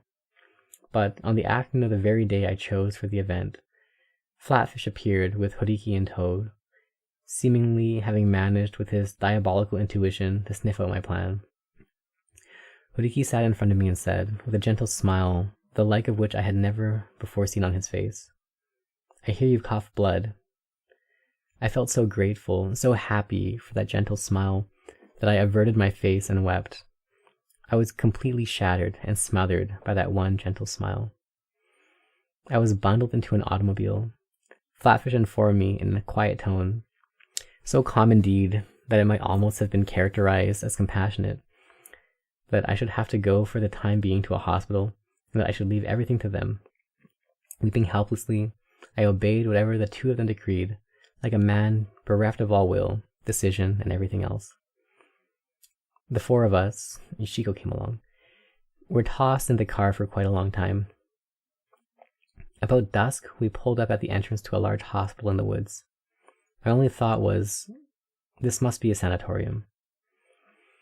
I was given a careful, almost unpleasantly considered examination by a young doctor. "You'll need to rest and recuperate here for a while," he said, pronouncing the words with a smile I could only describe as bashful. When Flatfish, Horiki, and Yoshiko were about to go, leaving me there alone, Yoshiko handed me a bundle containing a change of clothes, then silently offered from her handbag the hypodermic needle and the remaining medicine. Is it possible she actually believed, after all that it was just an energy-building medicine? "No," I said. "I won't need it anymore." This was a really rare event. I don't think it is an exaggeration to say that it was the one and only time in my life that I refused something offered to me. My unhappiness was the happiness of a person who could not say no. I had been intimidated by the fear that if I declined something offered me, a yawning crevice would open between the other person's heart and myself, which could never be mended through all eternity. Yet, I now refused in a perfectly natural manner the morphine which I had so desperately craved. Was it because I was struck by Yoshiko's divine ignorance? I wonder if I had not already ceased at that instant to be an addict. The doctor, with a bashful smile, immediately ushered me to a ward. The key grated in the lock behind me. I was in the mental hospital. My delirious cry, after I swallowed the sleeping pills, that I would go where there were no women, had now materialized in a truly uncanny way. My ward held only male lunatics, and the nurses also were men. There was not a single woman. I was no longer a criminal. I was a lunatic. But no, I was definitely not mad. I have never been mad for even an instant. They say, I know that most lunatics claim the same thing, but it amounts to is that people who get put into this asylum are crazy, and those who don't are normal. God, I ask you, is non-resistance a sin?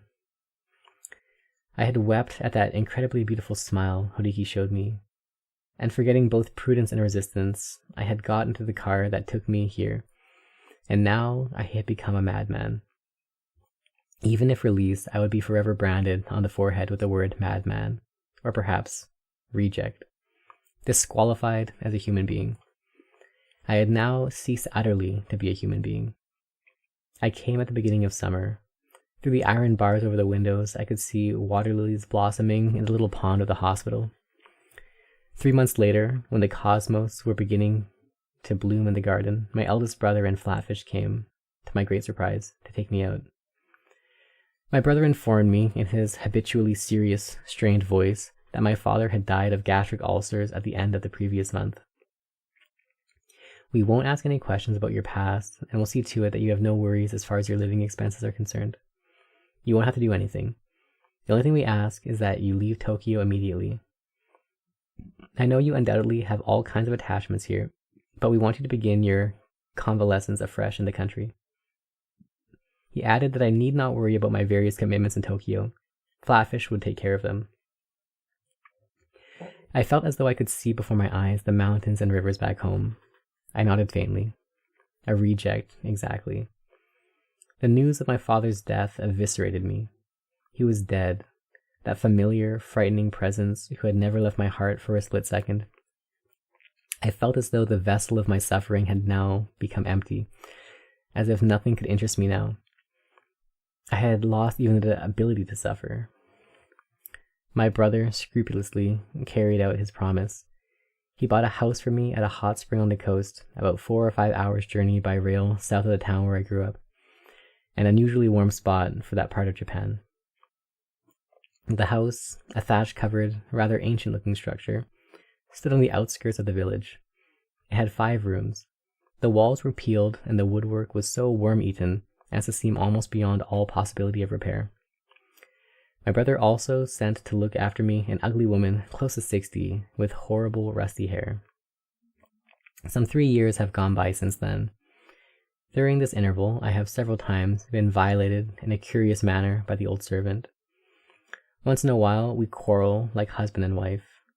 My chest ailment is sometimes better, sometimes worse. My weight fluctuates accordingly. Occasionally, I cough blood. Yesterday, I sent Tetsu, the old servant, off to the village drugstore to buy some sleeping pills. She came back with a box rather different in shape from the one I'm accustomed to, but I paid it no particular attention. I took 10 pills before I went to bed, but was surprised not to be able to sleep at all. Presently, I was seized with a cramp in my stomach. I rushed to the toilet 3 times in succession with terrible diarrhea. My suspicions were aroused. I examined the box of medicine carefully. It was a laxative. As I lay on my bed staring at the ceiling, a hot water ball on my stomach, I wonder whether I ought to complain to Tetsu. I thought of saying, "These aren't sleeping pills, they're a laxative," but I burst out laughing. I think reject must be a comic noun. I had taken a laxative in order to go to sleep. Now I have neither happiness nor unhappiness. Everything passes. That is the one and only thing I have thought resembled a truth in the society of human beings where I have dwelled up to now, as in a burning hell. Everything passes. This year, I'm 27. My hair has become much grayer. Most people would take me for over 40.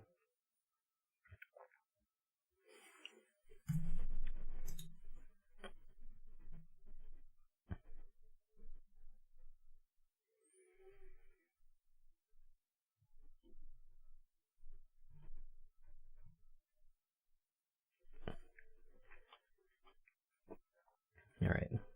Epilogue.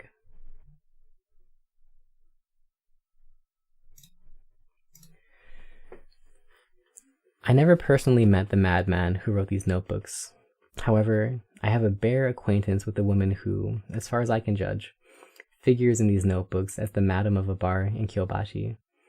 She is a slightly built, rather sickly-looking woman with narrow tilted eyes and a prominent nose. Something hard about her gives you the impression less of a beautiful woman than of a handsome man. The events described in the notebook seem to relate mainly to the Tokyo of 1930 or so, but it was not until about 1935, when the Japanese military clique was first beginning to rampage in the open, that friends took me to the bar. I drank highballs there 2 or 3 times. I was never able, therefore, to have the pleasure of meeting the man who wrote the notebooks. However, this February, I visited a friend who was evacuated during the war to Funahashi in Chiba Prefecture. He was an acquaintance from university days, and now teaches at a women's college. My purpose in inviting him was to ask his help in arranging the marriage of one of my relatives, but I thought while I was at it, I might buy some fresh seafood to take home to the family. I set off for Funahashi with a rucksack on my back. Funahashi is a fairly large town facing a muddy bay. My friend had not lived there long, and even though I asked for his house by the street and number, nobody seemed to be able to tell me the way. It was cold, and the rucksack hurt my shoulders. Attracted by the sound of a record of violin music being played inside a coffee shop, I pushed open the door. I vaguely remembered having seen the madam. I asked her about herself and discovered she was in fact the madam of the bar in Kyobashi I had visited 10 years before. When this was established, she professed to remember me also. We expressed exaggerated surprise and laughed a great deal. There were many things to discuss, even without resorting, as people always did in those days, to questions about each other's experiences during the air raids. I said, "You haven't changed a bit." "No, I'm an old woman already. I creak at the joints. You're the one who really looks young." "Don't be silly. I've got 3 children now. I've come today to buy them some seafood." We exchanged these and other greetings appropriate to long-separated friends and asked for news of mutual acquaintances. The madam suddenly broke off to ask, in a rather different tone, if by chance I had ever known Yozo. I answered that I never had, whereupon she went inside and brought out 3 notebooks and 3 photographs, which she handed to me. She said, "Maybe they'll make good material for a novel." I can never write anything when people force material on me, and I was about to return the lot to her without even examining it. The photographs, however, fascinated me, and I decided, after all, to accept the notebooks. I promised to stop by again on the way back and asked her if she happened to know where my friend lived. As a fellow newcomer, she knew him. Sometimes, in fact, he even patronized her shop. His house was just a few steps away. That night, after drinking for a while with my friend, I decided to spend the night. I became so immersed in reading the notebooks that I didn't sleep a wink till morning. The events described took place years ago, but I felt sure that people today would still be quite interested in them. I thought that it would make more sense if I asked some magazine to publish the whole thing as it was, rather than attempt any clumsy improvements. The only souvenirs of the town I could get for my children were some dried fish. I left my friend's house with my rucksack, still half empty, and stopped by the coffee shop. I came to the point at once. I wonder if I could borrow these notebooks for a while. Yes, of course. Is the man who wrote them still alive? I haven't any idea. About 10 years ago, somebody sent me a parcel containing the notebooks and the photographs of my place in Kyobashi. I'm sure it was Yozo who sent it, but he didn't write his address or even his name on the parcel. It got mixed up with other things during the air raids, but miraculously enough, the notebooks were saved. Just the other day I read through them for the first time. Did you cry? No, I didn't cry. I just kept thinking that when human beings get that way, they're no good for anything. It's been 10 years. I suppose he may be dead already. He must have sent the notebooks to you by way of thanks. Some parts are rather exaggerated, I can tell, but you obviously suffered a hell of a lot at his hands. If everything written in these notebooks is true, I probably would have wanted to put him in an insane asylum myself if I were his friend.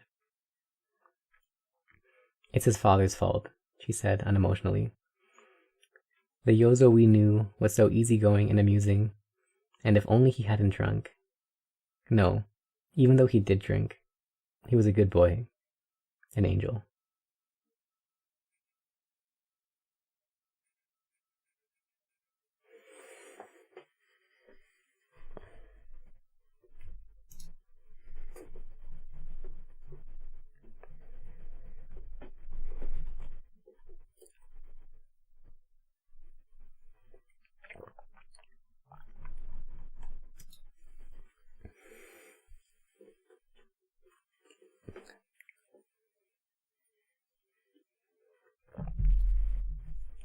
Well, that's it. That's the book. That's No Longer Human. Ugh. Bleak.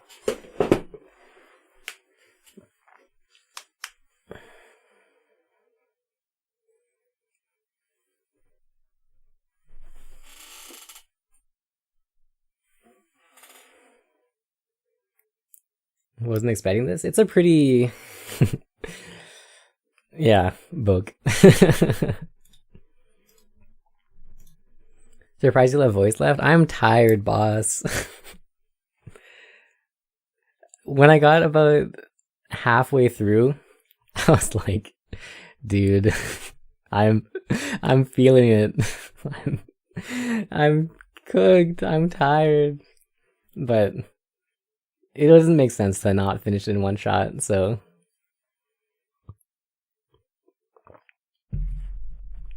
here we are. Also, I feel like this is like the kind of book that you have to finish in one shot. It's so miserable. In like every single way. Fantastic. 10 out of 10.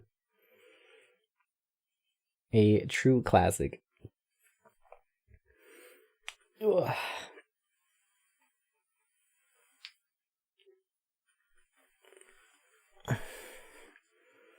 Amazing background. Thank you. I thought that faces in a book stream would be icky and gross, so black it out and just have the faceless voice. Maybe unhappy. I think that's the point. I think this is a profoundly unhappy novel.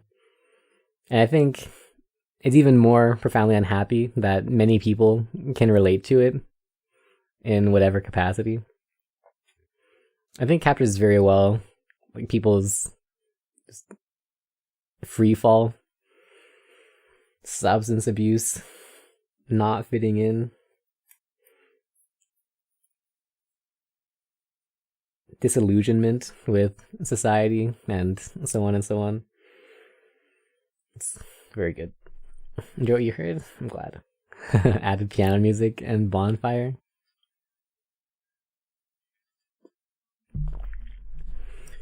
It's not Teletubbies going holiday. It's true. It's true.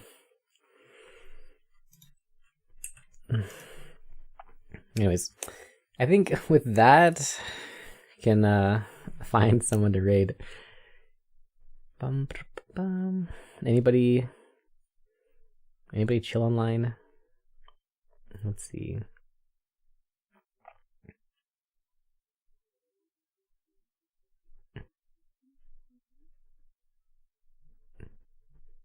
Don't know what point you came in. Fair. All right. Actually, why don't we go? Let's go raid Allie. I kind of don't have it in me to do any socializing, and they're 24/7 and sleeping, and also part of the book club that we're reading this for. So let's head over there. Anyways, thanks for hanging out. See you guys tomorrow. Regular practice stream.